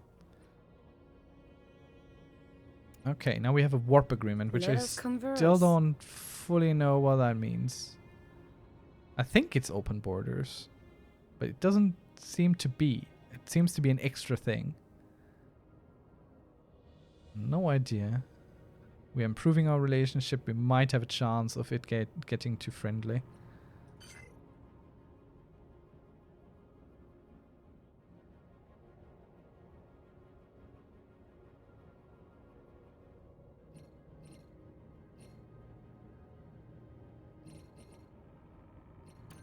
I don't know if the fortress world is such a good idea, honestly. Really don't know. Could just build 2 more districts and be kind of done with it. And then leave it to its own devices. Build that. And we'll build this. And we'll build a city district. And now we ignore it. We spent a bunch of minerals. And that needs to be that. Our second fleet is slowly being reinforced. Could build a third fleet. Ruins of an early Klingon hunting lodge. Oh. Yeah, definitely research that. How could there be a hunting lodge on a 50% habitable planet? That's not very habitable as far as planets go.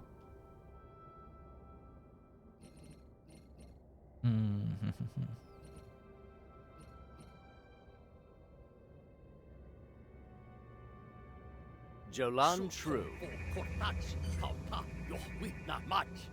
Let's see. Early terraformers.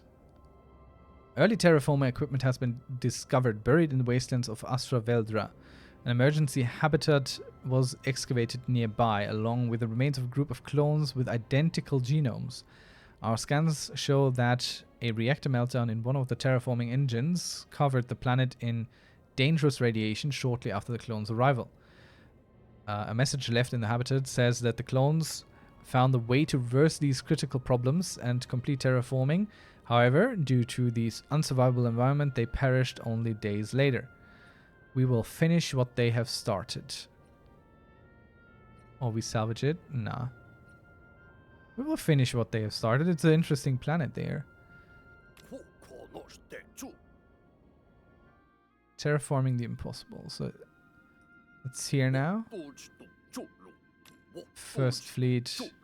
Everyone fully upgraded. Nice. So mission log.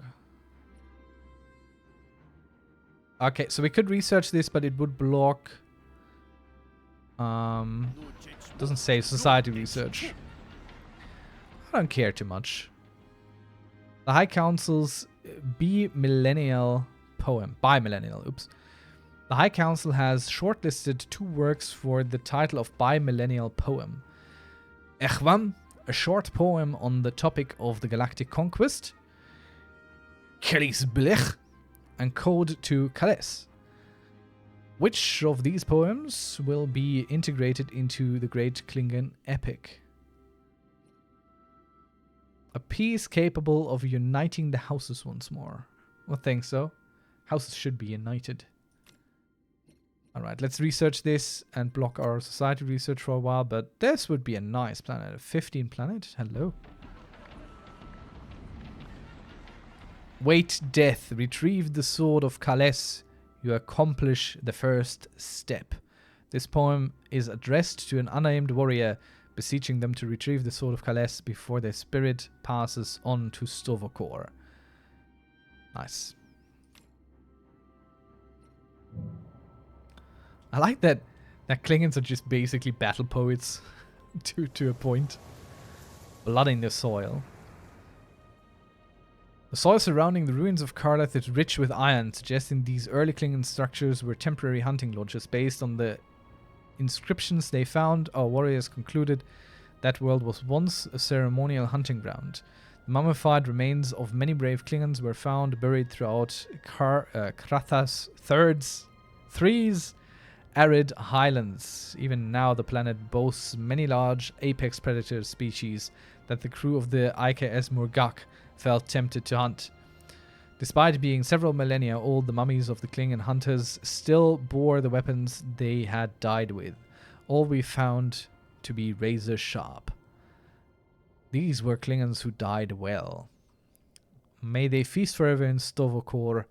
This is a sacred place. I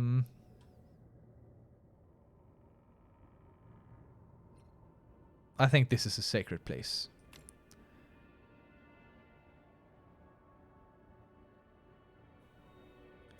Alright, last tradition to unlock here, which will then give us an ascension perk slot down here.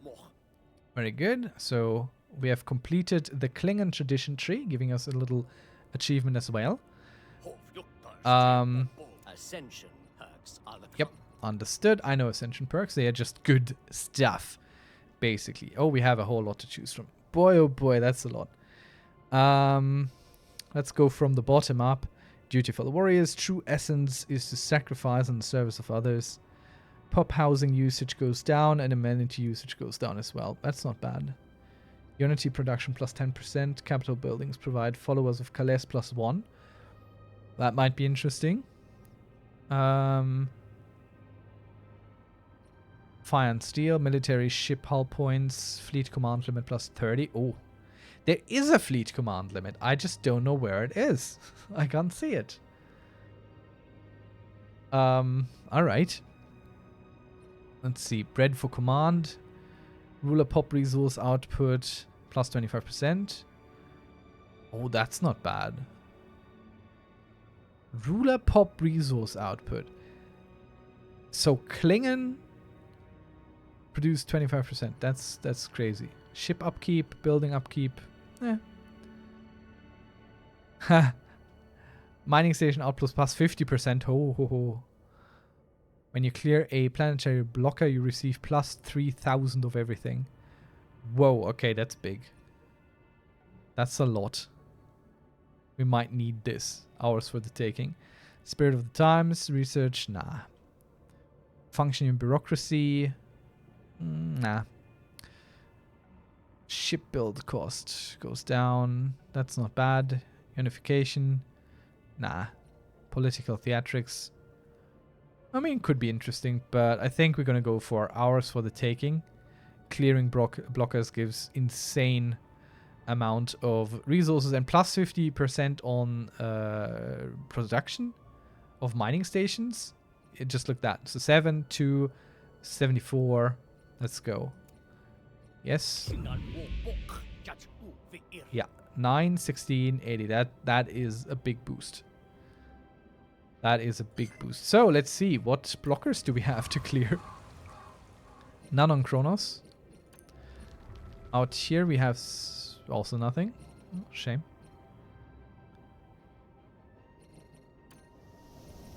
There we have this one, which we can't clear yet. So... Aha! We could clear this if only we had enough credits, energy credits, to do it. Which would then immediately give us energy credits and not few. So maybe... Let's see. Let's go and sell some minerals, shall we?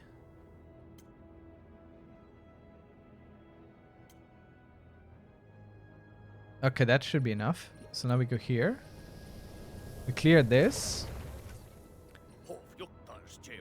Which costs us a lot, but it's gonna pay off triple. The Linter system has been fully surveyed. Good stuff. Ah, I saw you. I see you. Should we get that planet there before they snag it? I think so. Though our sprawl is becoming an issue, maybe. Well, I'm not having those green-blooded monsters take this from us. Okay, plasma launcher. Ooh, cloaking device. How can we Klingons be Klingons without cloaking devices? I am so sorry. I mean, this would be interesting. Planetary power grid, more energy production. But yeah, our ships need to cloak. For sure. So once we have the blocker cleared, we should have enough to build our first actual proper colony that we make. And we should be able to do that special... no. This thing is going on. Yeah, okay, that's just going to be done eventually. Would you look at that? Research there. Yes, research... Magneton scan. Sure. Go ahead. Scan the magneton, whatever that is.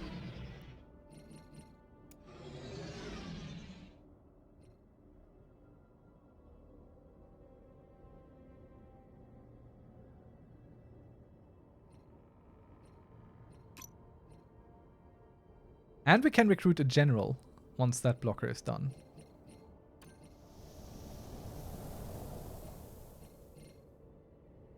So that would be cool.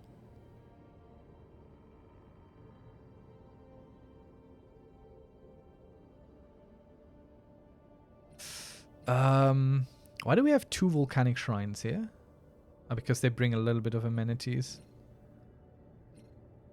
But we need more amenities. So we'll have to build this. We have to build one of these.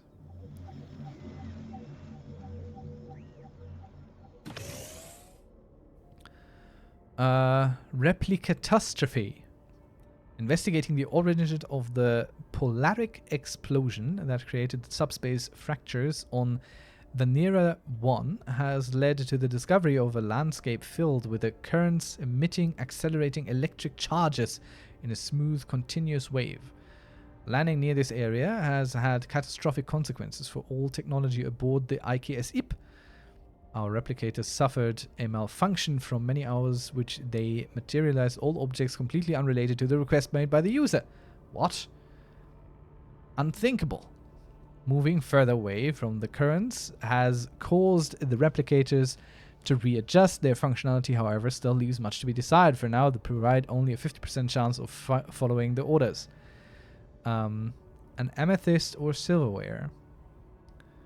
Okay, so we asked the replicator so we could... Alright, I get it. Okay, interesting. A phaser or a diplomatic pin. Man, influence is as important in this as it is in Stellaris, isn't it? And rare. It's 1,500 energy credits. Huh. Yeah. The big questions, right? I think we go for this. Give us a phaser or a diplomatic pin. And it gave us the diplomatic pin, I think. Kind of waiting for this to finish. Curious about that.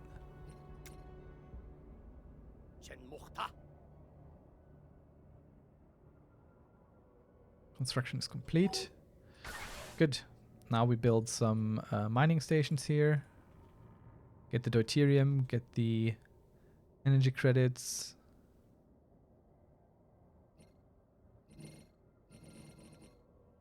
But we're waiting for this to finish.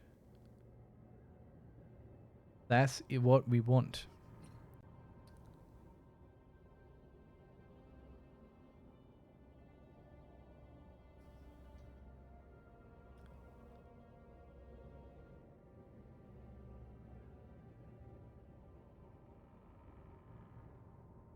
The waiting game.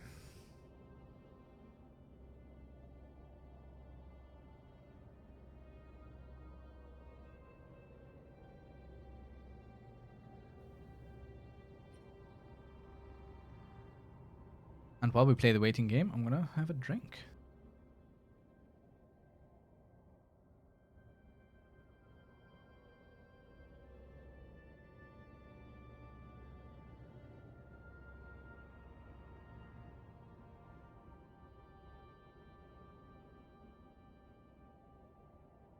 The spread metric tracks our civilization's growth, including relevant data on all systems and colonies within our borders. If our administrative capacity cannot keep up with our expansion, technologies, traditions, and leaders will all become more expensive. Alright, so we could offset spread with some administration stuff. Get it. Oh. Watch the income. Nice. Nice. We can finally have a general. Boy, howdy, that took forever. And we'll take the younger one with the exact same trait. And the exact same cost.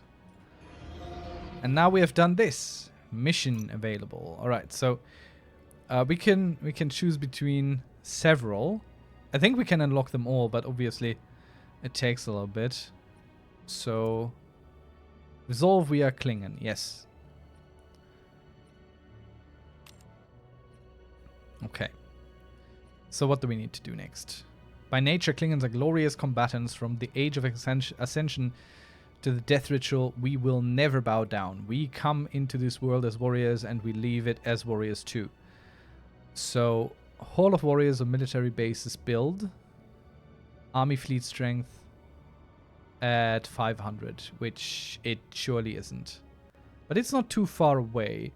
So, we need 2 times is 320. We need 4 armies to get that. And we build a Hall of Warrior and a military base. What do we need here? Monthly alloys production is 30. Colonies with Forge World. Okay. As we forge our own future, we successfully lay claim to the colonies that will become part of the Klingon Empire. Those who are unable to defend what they own were never worthy of ownership to begin with. It's true. That's how it goes. Let's go. We can also colonize something now. Hooray. I kind of want to wait, but we're not gonna. Expansion planner size. This here. Okay, we don't get food.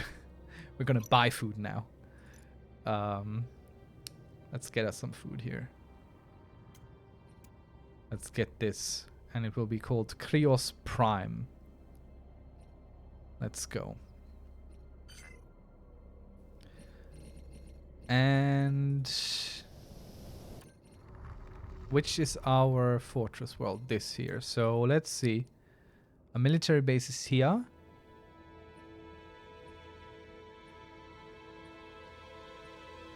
And maybe it's an upgrade to the military base. Okay, but we'll build this twice, basically.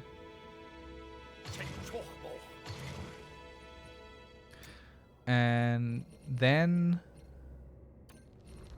we'll also get ourselves some more armies. Can we? Yeah. Let's get some Swords of Kales. Because these are much stronger. Twice as strong as these, but they also cost way more than twice. Oh, on the morale damage they're even better. And they deal less collateral damage. Upkeep is a bit more on the energy credits. But same on the food. Okay, let's get us one Sword of Kales and one other warband. That I hope will fulfill that. And we needed administrators. Let's go build the thing for administrators. Research done. I really love the Klingon. That is so fun. I don't understand the word, but it's fun to me. Let's see. Unlocks a power core. Ice mining station. Untapped deuterium reserve. Replicator holes. Power core. We want more power to our ships, I think. All right.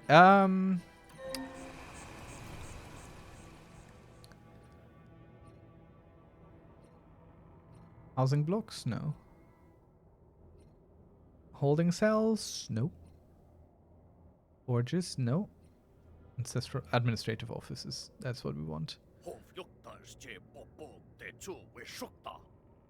Increases the administrative capacity, which is this here.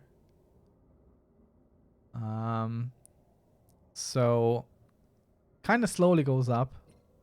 It's not too bad yet. We might not need to do this yet.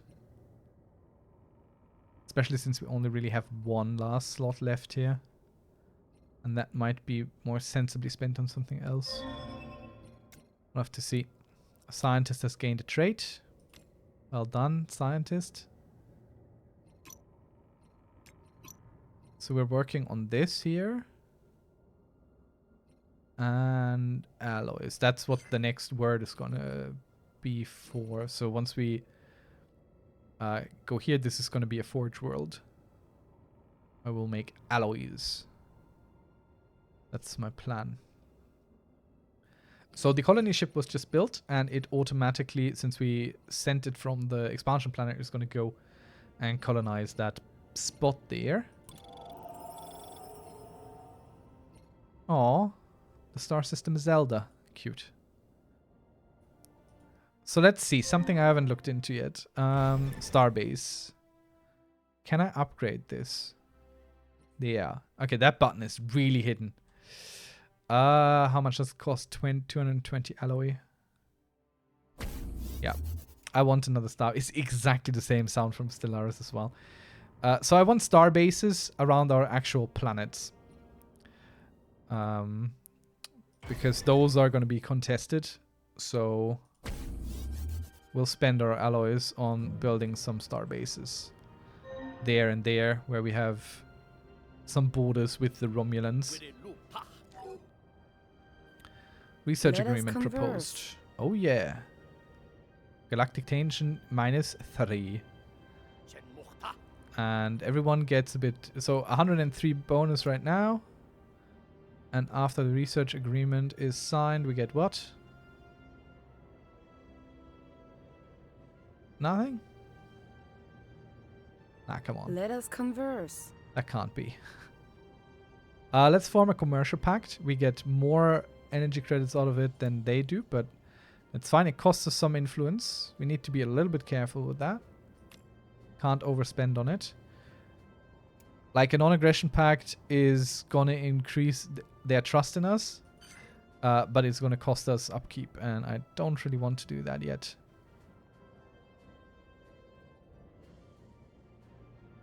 Create trade agreement. No, I already did that.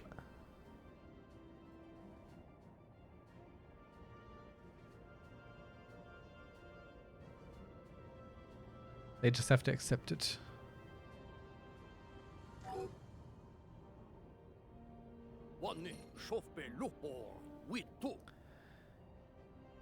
Let us converse. Okay.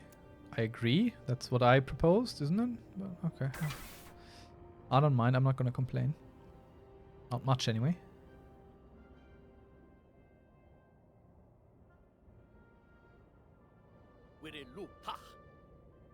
We'll go down here.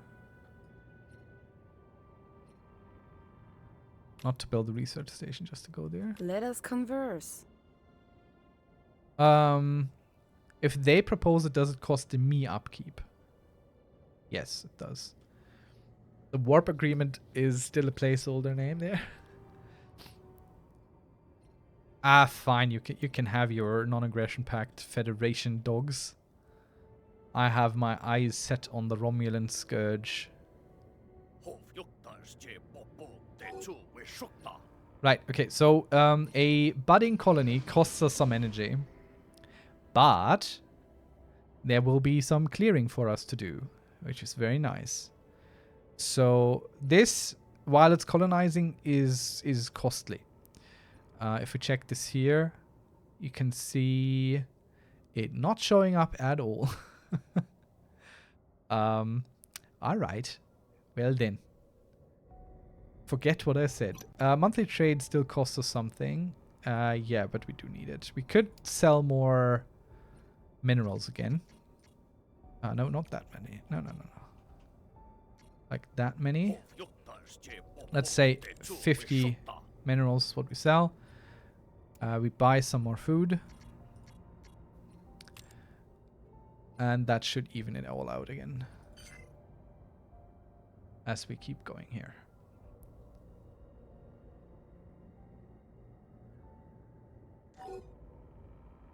Yep. That worked. Have a lot of deuterium again as well. So let's combine our transport fleets. Okay. Alright, yeah.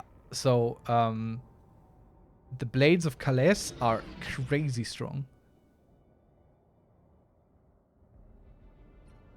They are 545, so they are 3 times... No? Yeah, 3 to 4 times stronger than a regular army for us. Whew. That's crazy.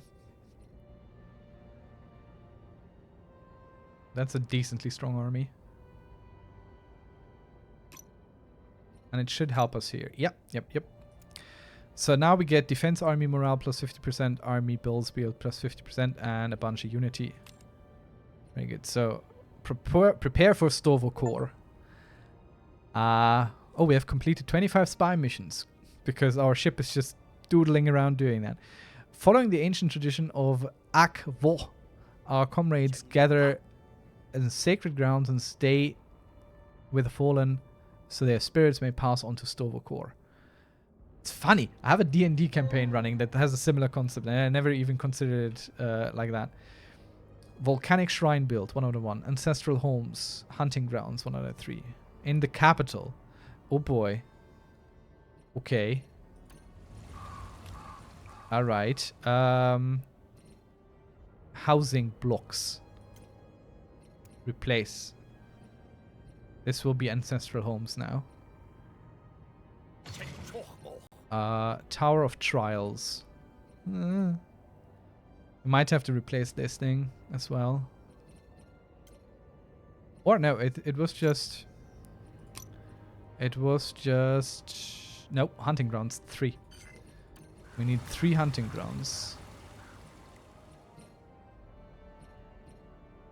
How do we have any hunting grounds?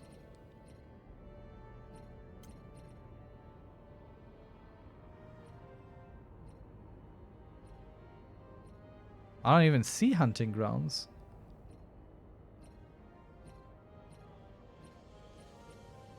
Oh. These are districts. Okay, no problem.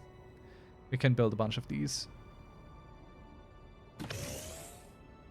Well, it's a bit of a problem in terms of energy upkeep. And how many districts overall we can build. But we'll do this. That's fine-ish.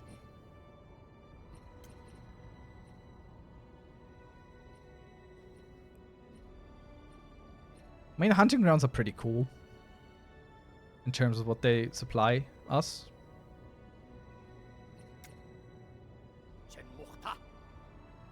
Silent alarm has been triggered. Yeah, go research the shipwreck. Silent alarm really doesn't do much for us. I mean, it's a sign for us to get moving in a certain direction, isn't it? Jolan True. Ratify claims. Okay. Kitomir is ours. And I will ratify those claims. You can be assured. Jolan True. So we could now declare a war over Kitomir.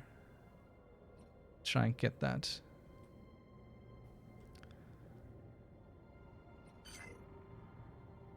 Alright. Okay, our sprawl is becoming a bit of a problem, I think.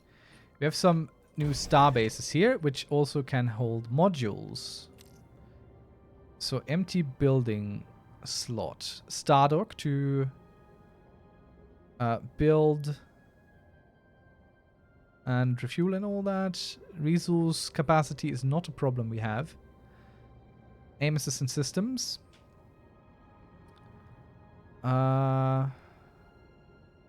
Need to check on the upkeep, honestly. That's a bit of a thing. A relocation center.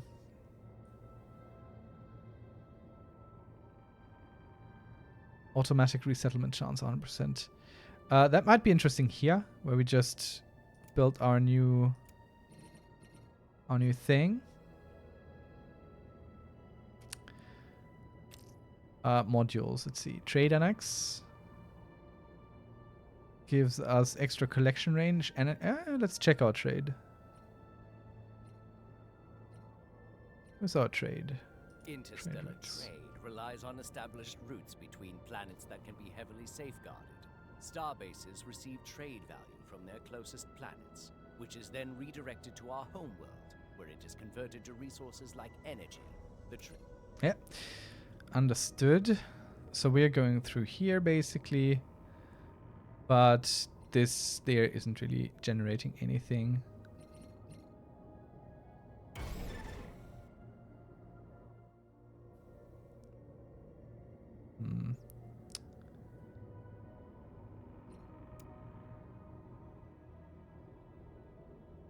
Let's go here. Yeah, that should be fine. Create a new trade hub. What does that mean?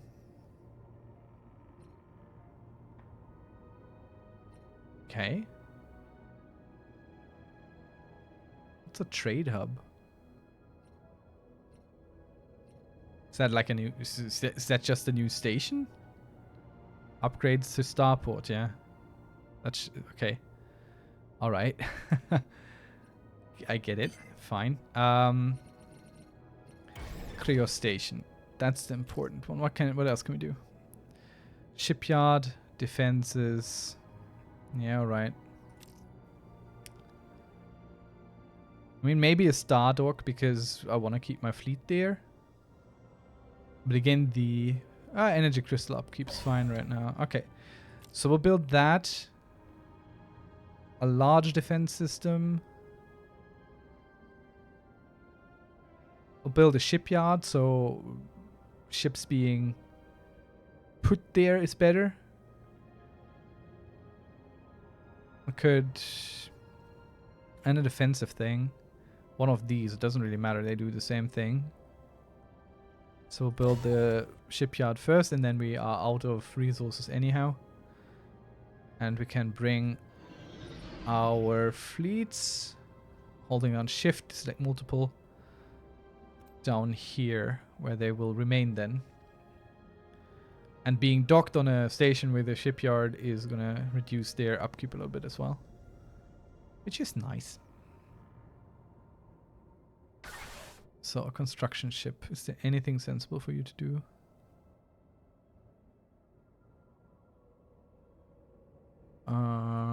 Not really.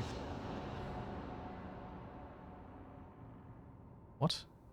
Tohwa. Our target presented an admirable defense. Though we are unable to invade the planet belonging to the system on this day, our warriors shall prepare from dawn till dusk until the next encounter. What? Okay, we detected a spy. What does that mean? Can I do something with them now? Can I take one of my fleets here and be like, attack this spy? No. Actually, there isn't just one spy. There's several. The Federation and these guys. So what can I do about this now? Nothing. I can do literally nothing.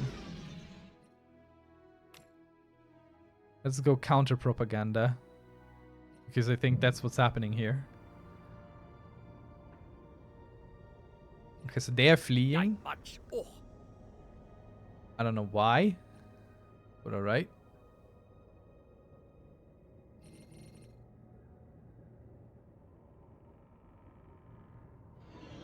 Okay, we should probably... Did we ever finish researching the... No, the cloaking, we're still on that. How's our special project coming? 4 months. Soon. Soon. Will we have the resources then? I don't think so. Okay, we're really not doing good on the agriculture here. It's not great.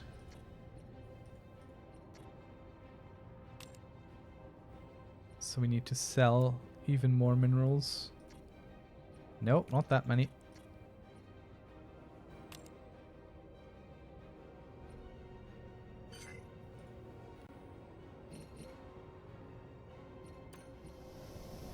Why do you have so many volcanic shrines? How does that help at all? What does that do for our food supplies? Nothing. Let's see. What gives us food? Upkeep.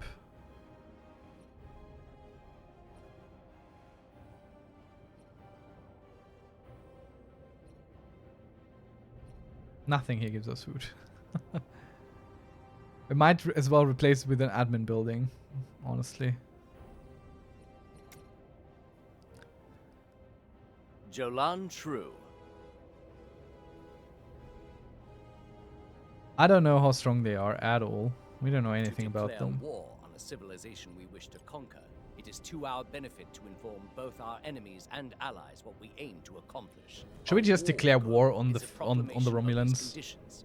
Whether they dig their heels in and fight to the death, or throw down their weapons and cower, it makes no difference to us. Can we make Jolan another helps us claim? along the path to victory, especially when coordinating with allies. To declare a war goal, select it from the menu. No, there are no Jolan other True. claims we can make. Clones ahoy. After launching a lengthy investigation, our xeno-archaeologists eventually located the shipwreck, buried amongst the debris of a small island on Beta Runa 2. Expecting to find relics and wonders of a time gone by at best, our analysts were baffled when they uncovered a towering mass of decaying humanoid clones piled up on top of each other. Stranger still, when our crew walked up to the colony of rusted clones, the organisms morphed to match their appearance, acting like lifeless mirrors.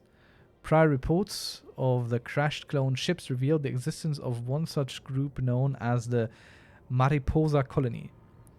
Initial investigations suggest that replicative fading caused the clones to rapidly deteriorate. Okay, there's no need to be involved in the natural process of decay. Halt the degeneration process. I mean, some research. Some alloys. Nah. We'll take what we can need and there we go. I think it's time for war. We have been at not war for a long time. Might as well get it over with. On to Tovokor. Jolan True. Let's see if they absolutely wreck us. But we're here to take Kitomir. Just so we are clear. Jolan True. A million upraised butlets gleam under our sacred torches. The Klingon Empire is at war. Our conduct on the battlefield will reflect our courage, training, and the unstoppable power of our empire. There is no more elite fighting force in the entire galaxy. Our warriors will slay many foes and perform glorious deeds that will be sung about for centuries in the future. We will win. There can be no other outcome. Alright. Okay. Oh, welcome. Thank you very much for the follow. I appreciate it. Let's see if we even have a chance here. We might have overplayed our hand. So let's go there. Why is there a little death icon? What does that mean? For us, specifically. I'll leave the transport fleet behind for the moment because they are with the star base, so they're somewhat protected. Jolan True. Yeah, you accept the war. Absolutely, you accept the war. Not really anything you can do about that. So these stations, as far as I can tell, they have FTL inhibitors for that area. Alright, let's see. Yeah, they're gonna attack the station there. And maybe the ship.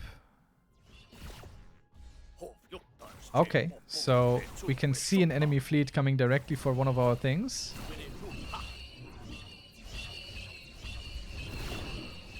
Let's see.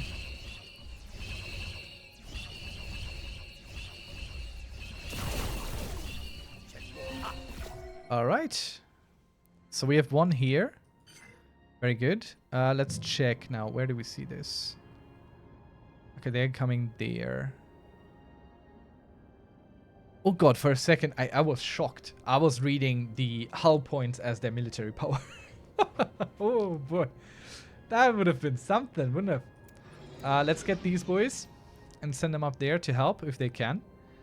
Let's reinforce the fleet. And let's bring in our troops to land on Kitomir. Which is over there. Land armies. Now, we have 902 military power. And we're facing 34. I would say Kitomir will be ours.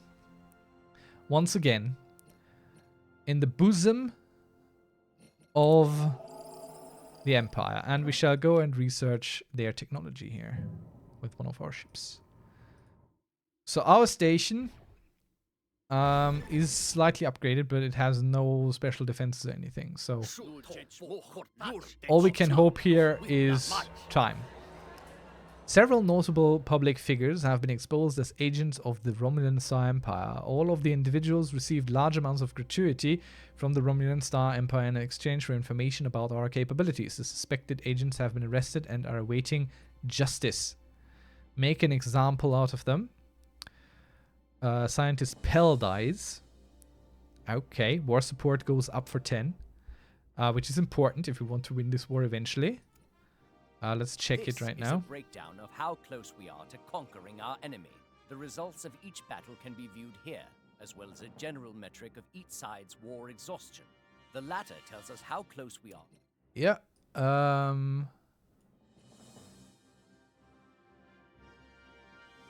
How do they have Conquest 2 at all? Where is our war support? That's not our war support.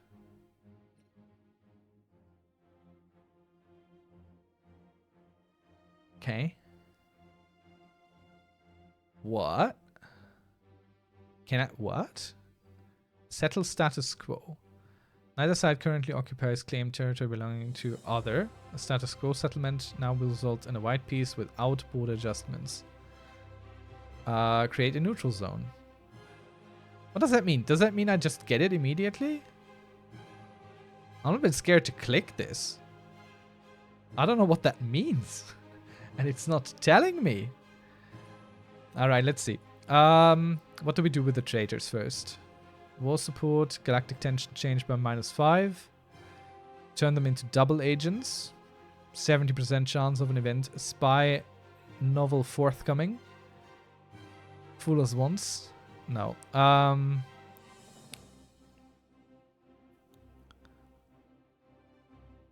Klingon Empire Pops charge. Yeah, I think we're gonna go ahead and punish the traitors according to their crimes. We're not gonna overdo it.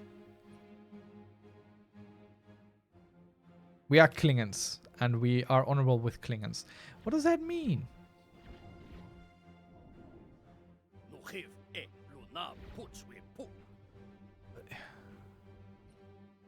I want to create a neutral zone. I want to get Kitomir.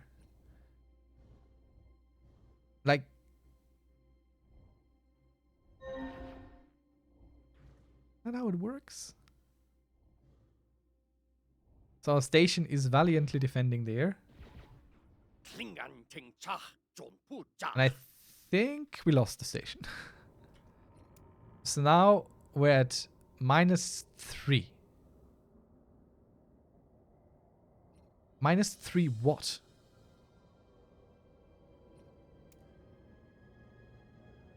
Okay, no, where are they going? Where are you going? I have no idea where they're going.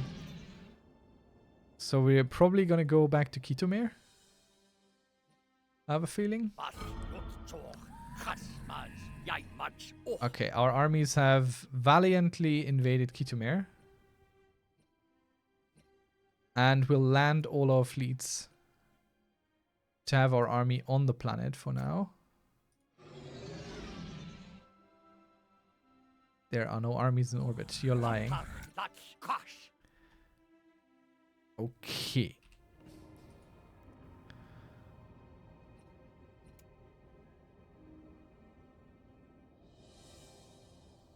I don't want to settle the status quo. So I don't want to surrender. That's clear. I think I need to get here.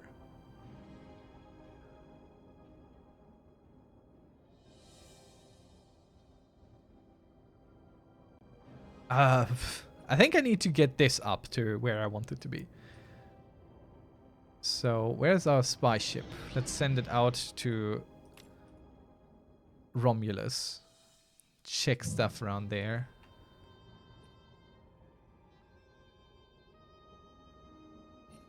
Our shipyards are still up? No.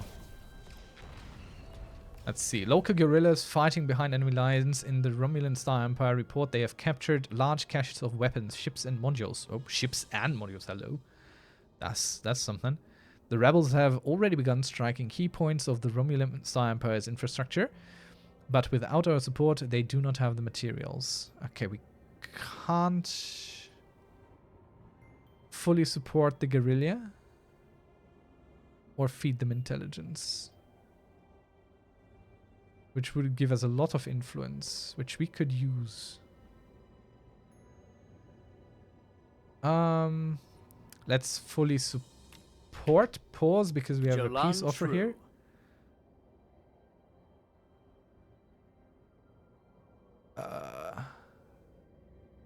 This is okay. We propose war goal: humiliate. No. I'm not here to humiliate you. I'm here to take back Kitomir.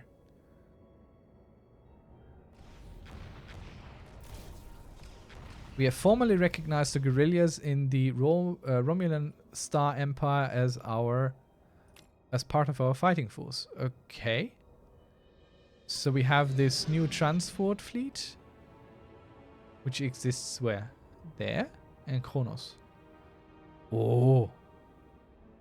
507 strength. Oh boy. Those are some big lads that have just joined here. Maybe we land them on Kitomir as well. Add them to our other fleet. Did we also get ships? Because there was talk of ships there.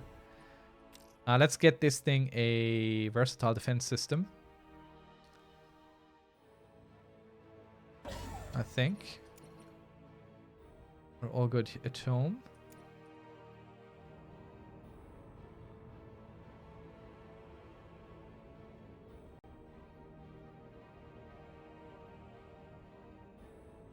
So we could just get more planets, you know.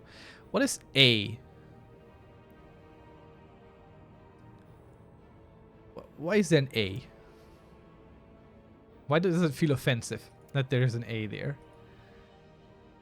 Okay, so we're sending this fleet down there. But I think we're gonna send them over there.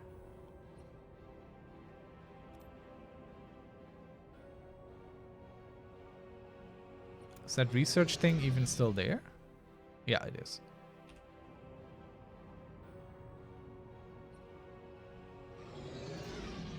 Okay, could you please all fleets go there? Why is only one fleet going there? No, why is only one ship going there? What is this? The heck? In preparation for our next assault against the Romulan Star Empire, an elite strike team is preemptively moving behind enemy lines to clear the path of our main forces. Is that the thing?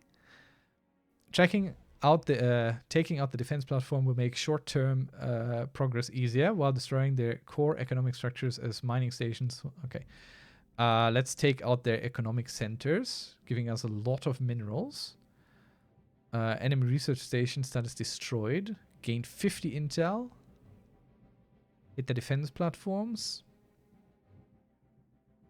No.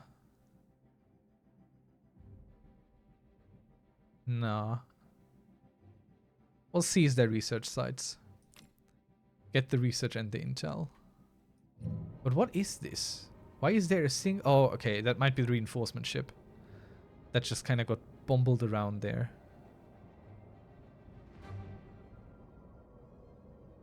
Okay. Let's see. There they come again. Alright. And you're going... where? Where are you going? Plural.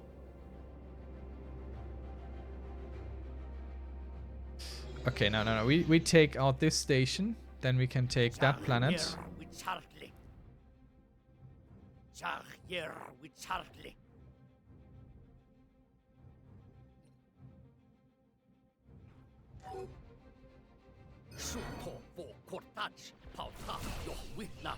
Oh, okay. We lost one of our spies there.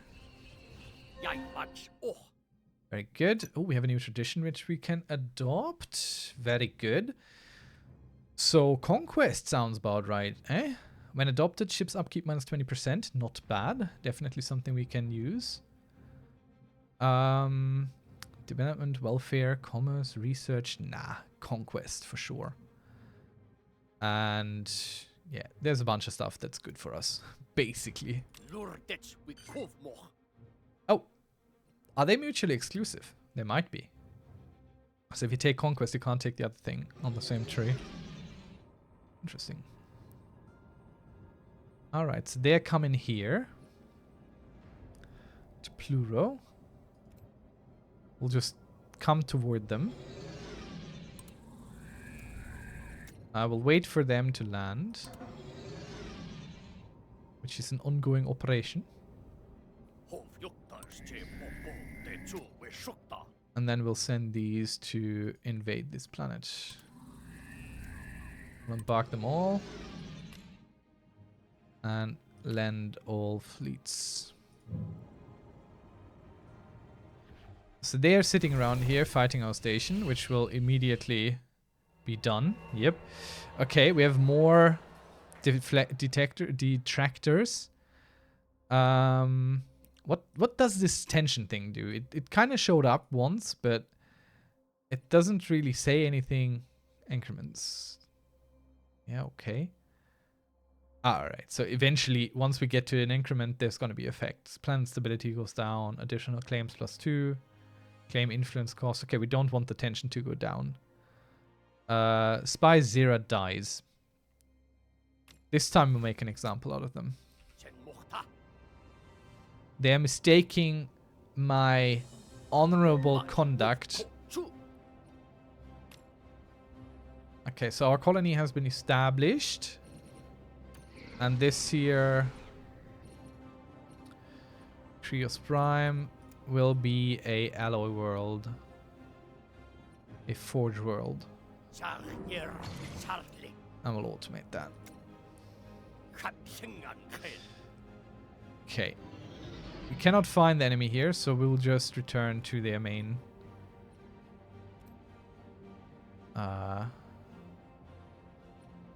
Oh no, we're attacking the station. We'll take back our own stuff, I think. Let's do that for the moment.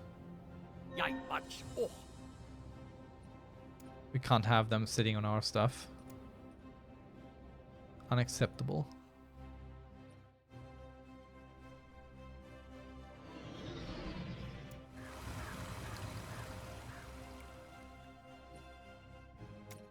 Well. Okay, so the landing is a little weird. Okay, we've analyzed the debris in Ketomere. Neutron degeneration plus 20%. Very good. And we're attacking the planet now. And you go back to doing your thing, please.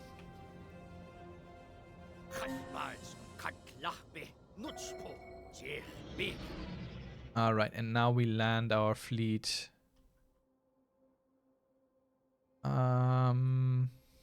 We'll just land it here.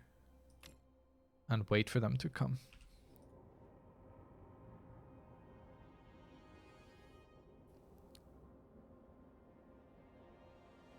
Let's see. Okay, we're getting closer here on settle status quo, which again is a little bit weird. Okay, so there's our war exhaustion coming in, I think. So once we reach that, once we push the green there, basically they will accept. No question, no further questions asked. Our supply lines have been hit. A well-coordinated ambush by the Romulan Star Empire has laid waste. Okay. Let's see. Repair the damage. Pops change to our principal. War support 25. Push ahead anyway. We don't have enough alloy or energy credits for that. Oh boy. It's expensive. Stage an immediate counterattack. I will repair this damaged supply lines. We don't need to immediately counterattack there. They're fools anyway. Okay, we did catch their ships there, but our food supplies are really going absolutely bonkers low. Why?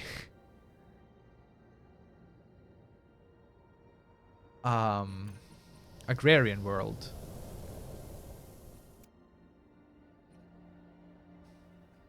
We need more farmers.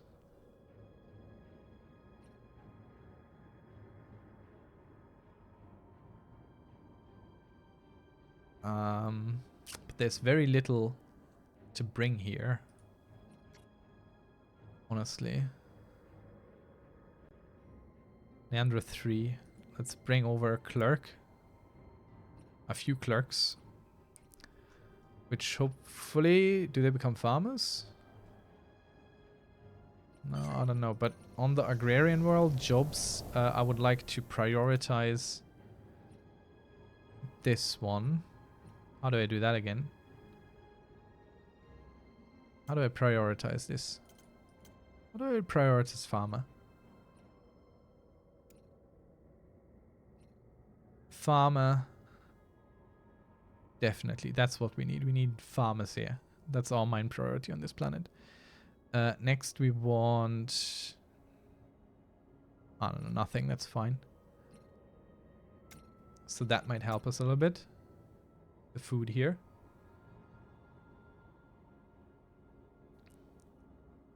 Our general leveled up. So where are they going? We don't know, but we retook our stuff. So we're gonna go to Kitomir, just in case that's where they are ending up. I'm still not for settle status quo.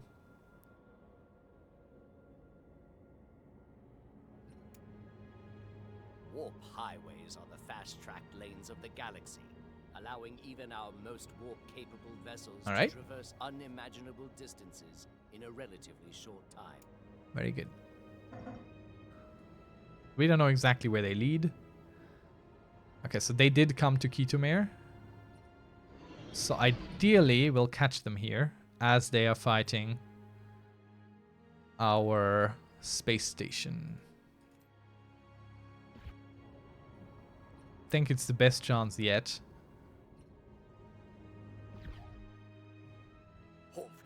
We might not save the station, but we might finally catch up to them. Yeah, there we go. There's the fleet.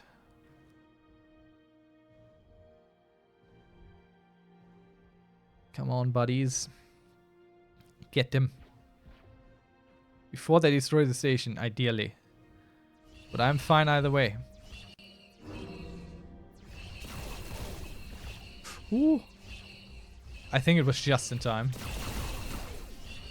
Okay, let's see. So, for space battles, always slow down a little bit. Yeah, that's not looking good for them. Holograms of war. Our ships are being harassed by enemy ghost fleets who appear, open fire, then vanish back into the void before we can engage them. After action analysis reveals none of our ships have sustained damage in these brief encounters. It is likely the enemy fleets are holograms, meant to make their remaining forces appear more substantial than they really are. However, without knowing which enemy fleets pose actual danger to us, those that we do encounter must be treated with equal threats. Counter with gravity funnels. Galactic tension changed by 10. Klingon Empire gets intel. Event Flights of Fancy, okay. Shared data to triangulate position. Yeah. Let's share that data. Nice. Yeah. There we go. Okay, so settle status quo. Is that what I want? Because this has the highest negative rating. But what does that mean? We'll find out. We'll click settle status quo and see what happens. Do you want to offer a status quo? Yes. What does that mean? Does that mean I get Kitomir now? Or what?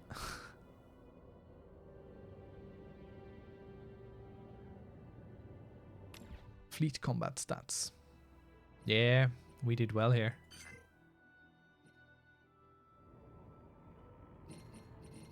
Let's replenish.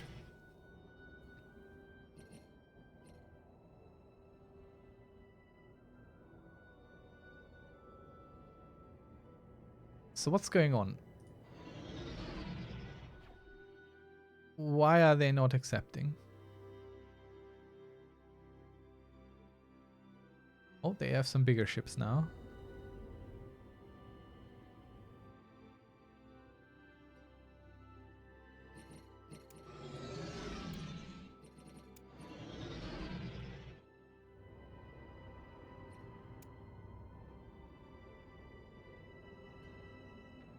Okay, they are considering.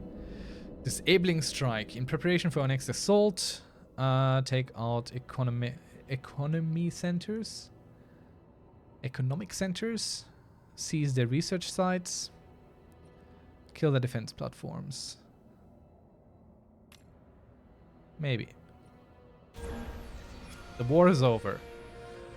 We are Klingons. The dust settles, the battle cry is quiet. Okay, now we have Kitumir, and it's an island in here. So let's bring our fleets back home. We will accept this for now. And we'll bring our boys to Kronos to go and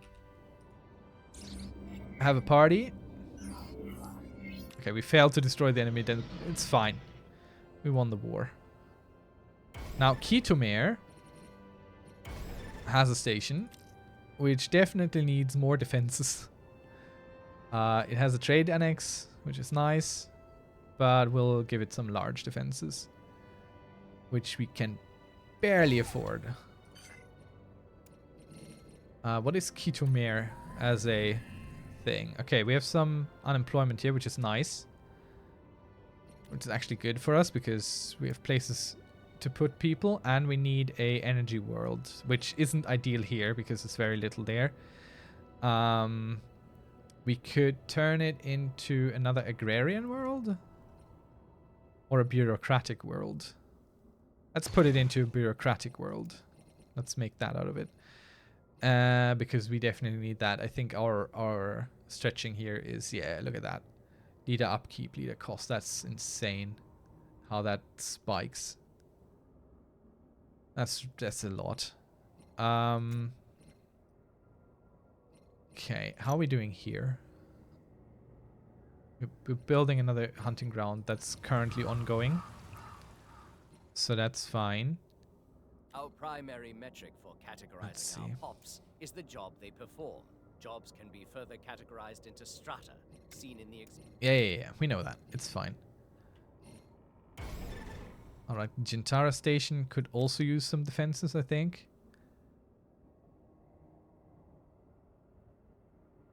And a trade annex.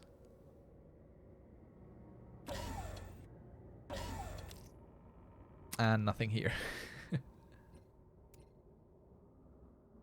And we'll just dock these on the station there.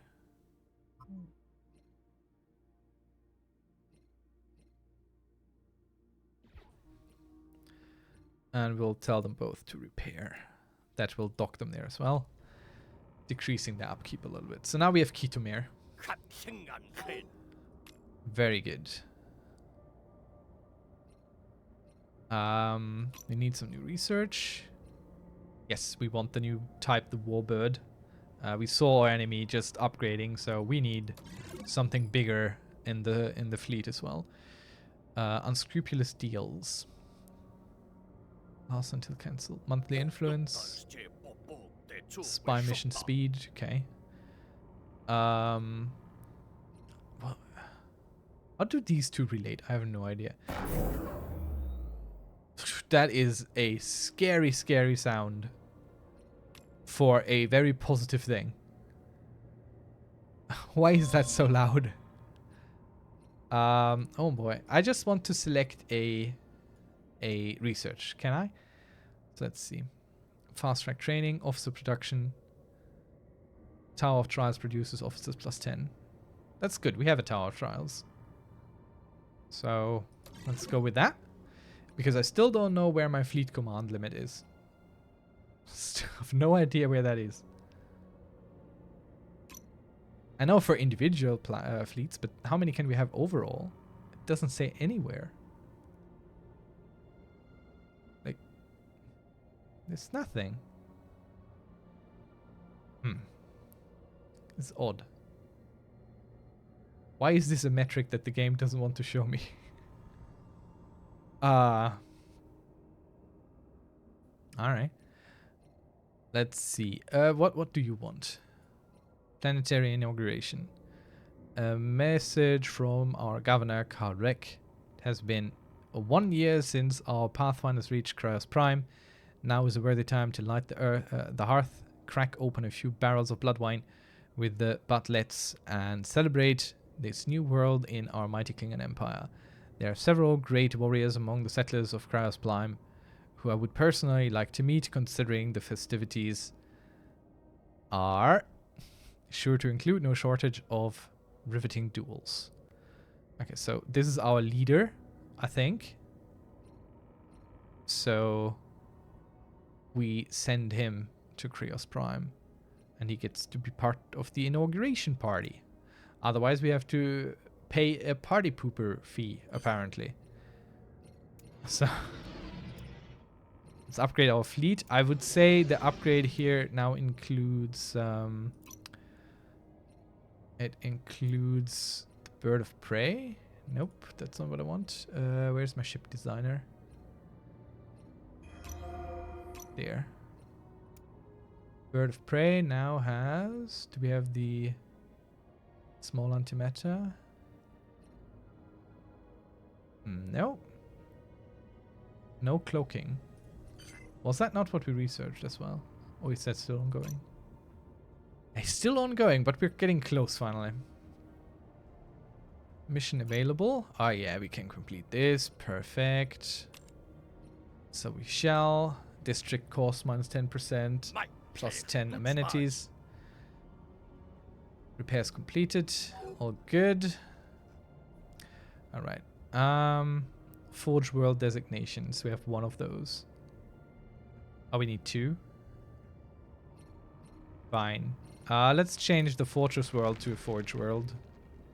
I think. This hasn't really helped us much, has it? I mean, kinda, maybe. I don't know. More forge worlds, please.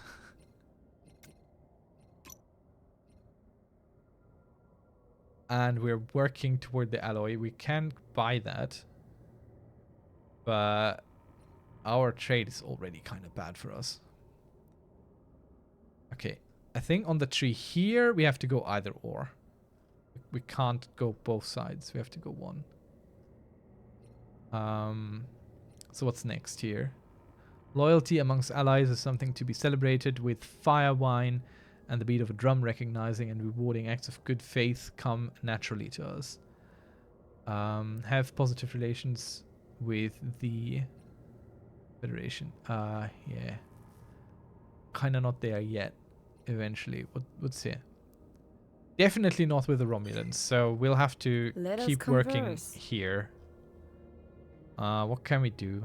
Improve relations. We don't have more envoys. That's all we have. How do we...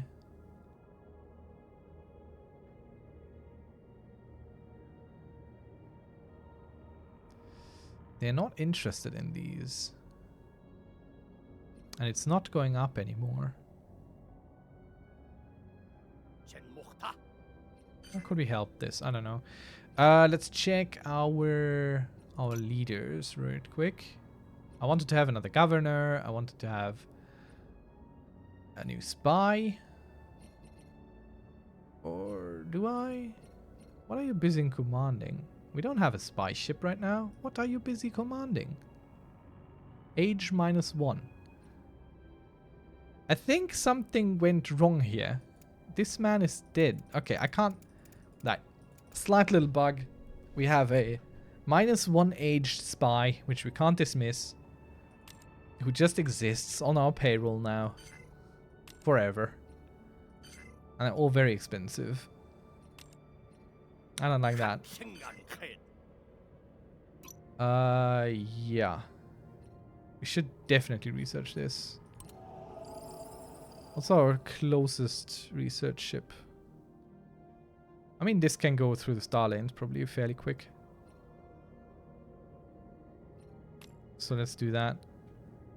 Why that is pinging, I have no clue. And then after that, you go back to automatic surveying. Highway node. Oh, that goes into big nothingness.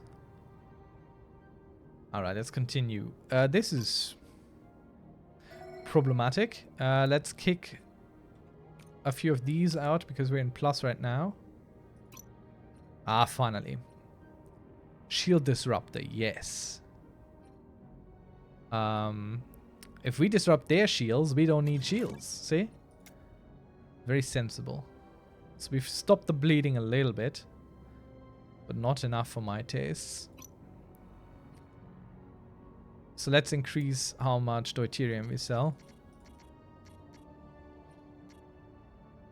That should be fine. We have a lot of it as it stands.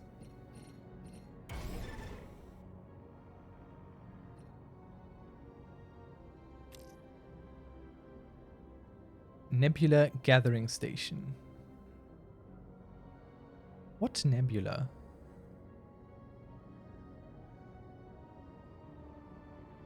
Okay, it gives us 10 minerals for 2 energy. That's a lot. Let's build that in Glintara Station.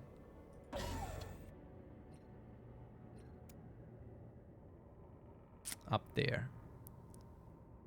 Why is all this blinking? I think it's because I clicked on this. Governor's present. Oh, wait. No, I have to send the governor actually there. Okay. That's why it's blinking. Now I got it. Very good. Very good indeed. Let's see. First fleet can use an upgrade. I feel that's still okay. Fleet designs.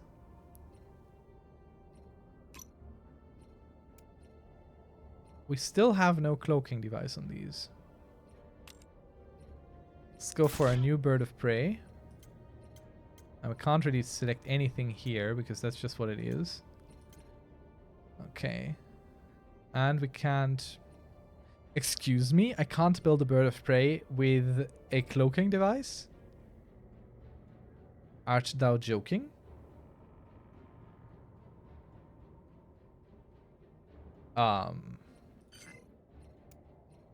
That is unacceptable.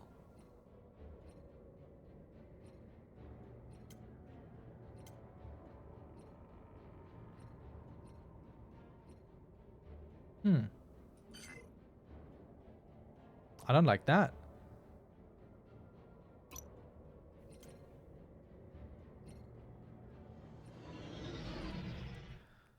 In what orbit does it need to be?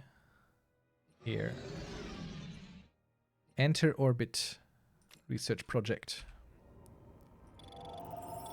And you are researching the project. Very good. So this construction ship has... Excuse me? Those sneaky, sneaky Romulans. How absolutely dare they? If my sprawl wasn't as horrible as it is. Hey, Wolf 359, that's an important place as well. Kind of horrible one. I remember this being important.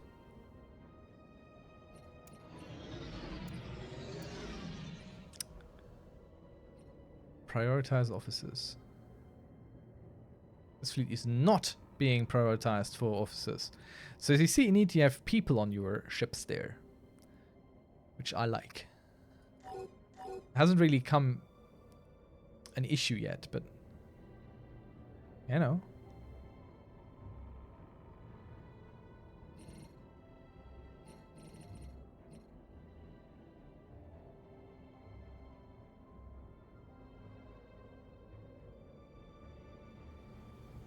I don't like that. That's pretty unacceptable. from my point of view.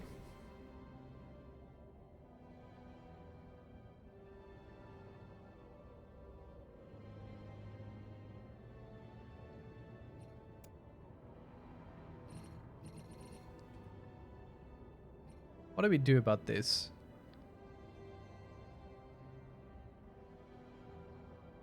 Our monthly trades are the worst thing here. Buying food is just... it's just kind of killing us. Let's see. Our jobs here. Let's prioritize farming on every single planet. I don't think it's going to help much, but...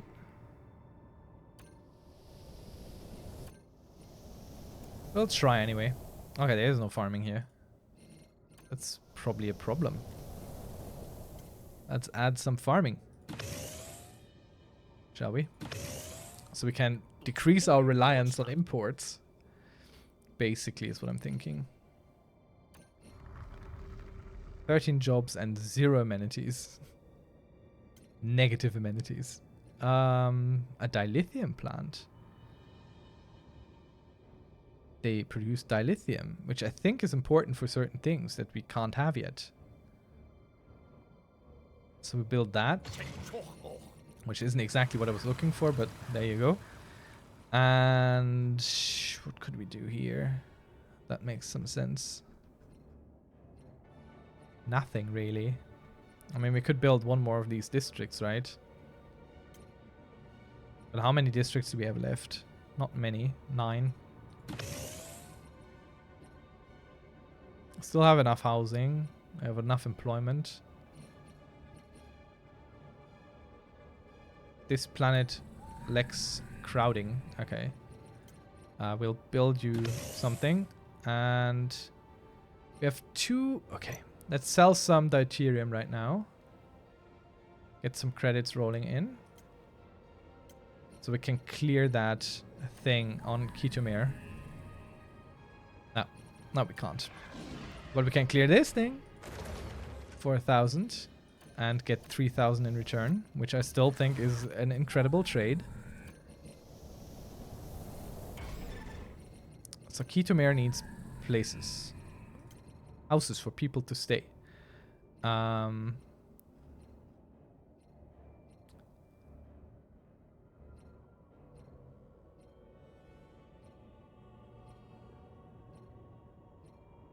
Let's see. Ancestral homes. They give some houses. So we'll build those. And...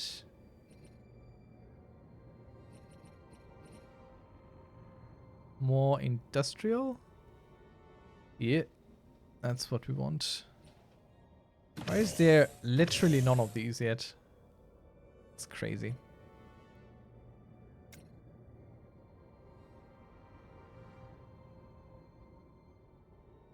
Alright, I still don't like this. I absolutely do not like it. It's my own damn fault for letting them take it, but I don't like it. Let's build some outposts. Stop something similar from happening. Oh, we don't have that alloy. It's fine.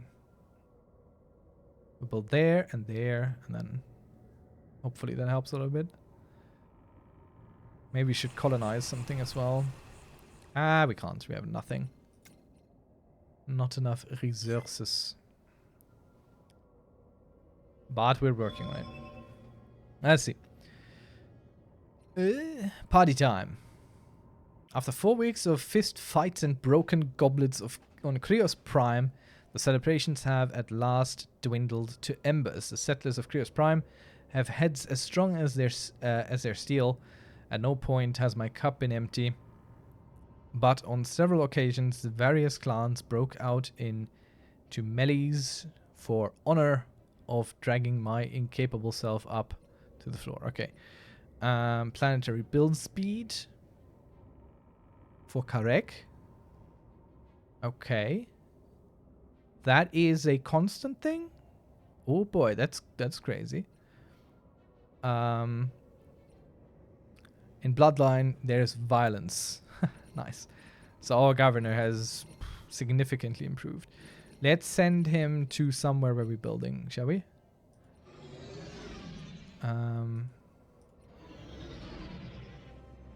Okay, why do I have to be, like, looking at the planet? Why is that? Okay, let's see. Go and increase worker output. Just do that. And enjoy.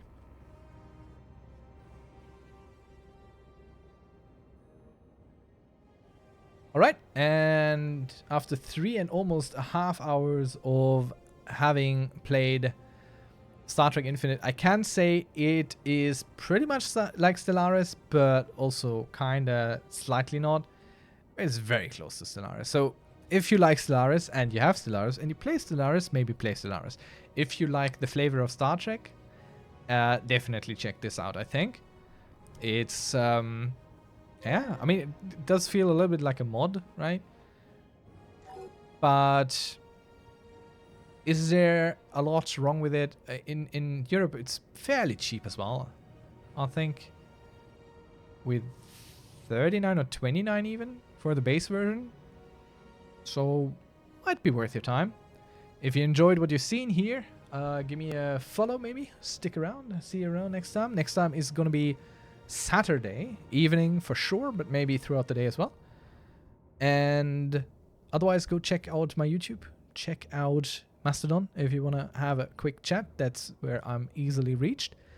And otherwise, I wish you a very nice evening and see you around next time. Until then, bye-bye. Okay, yeah, okay, all right. I get it.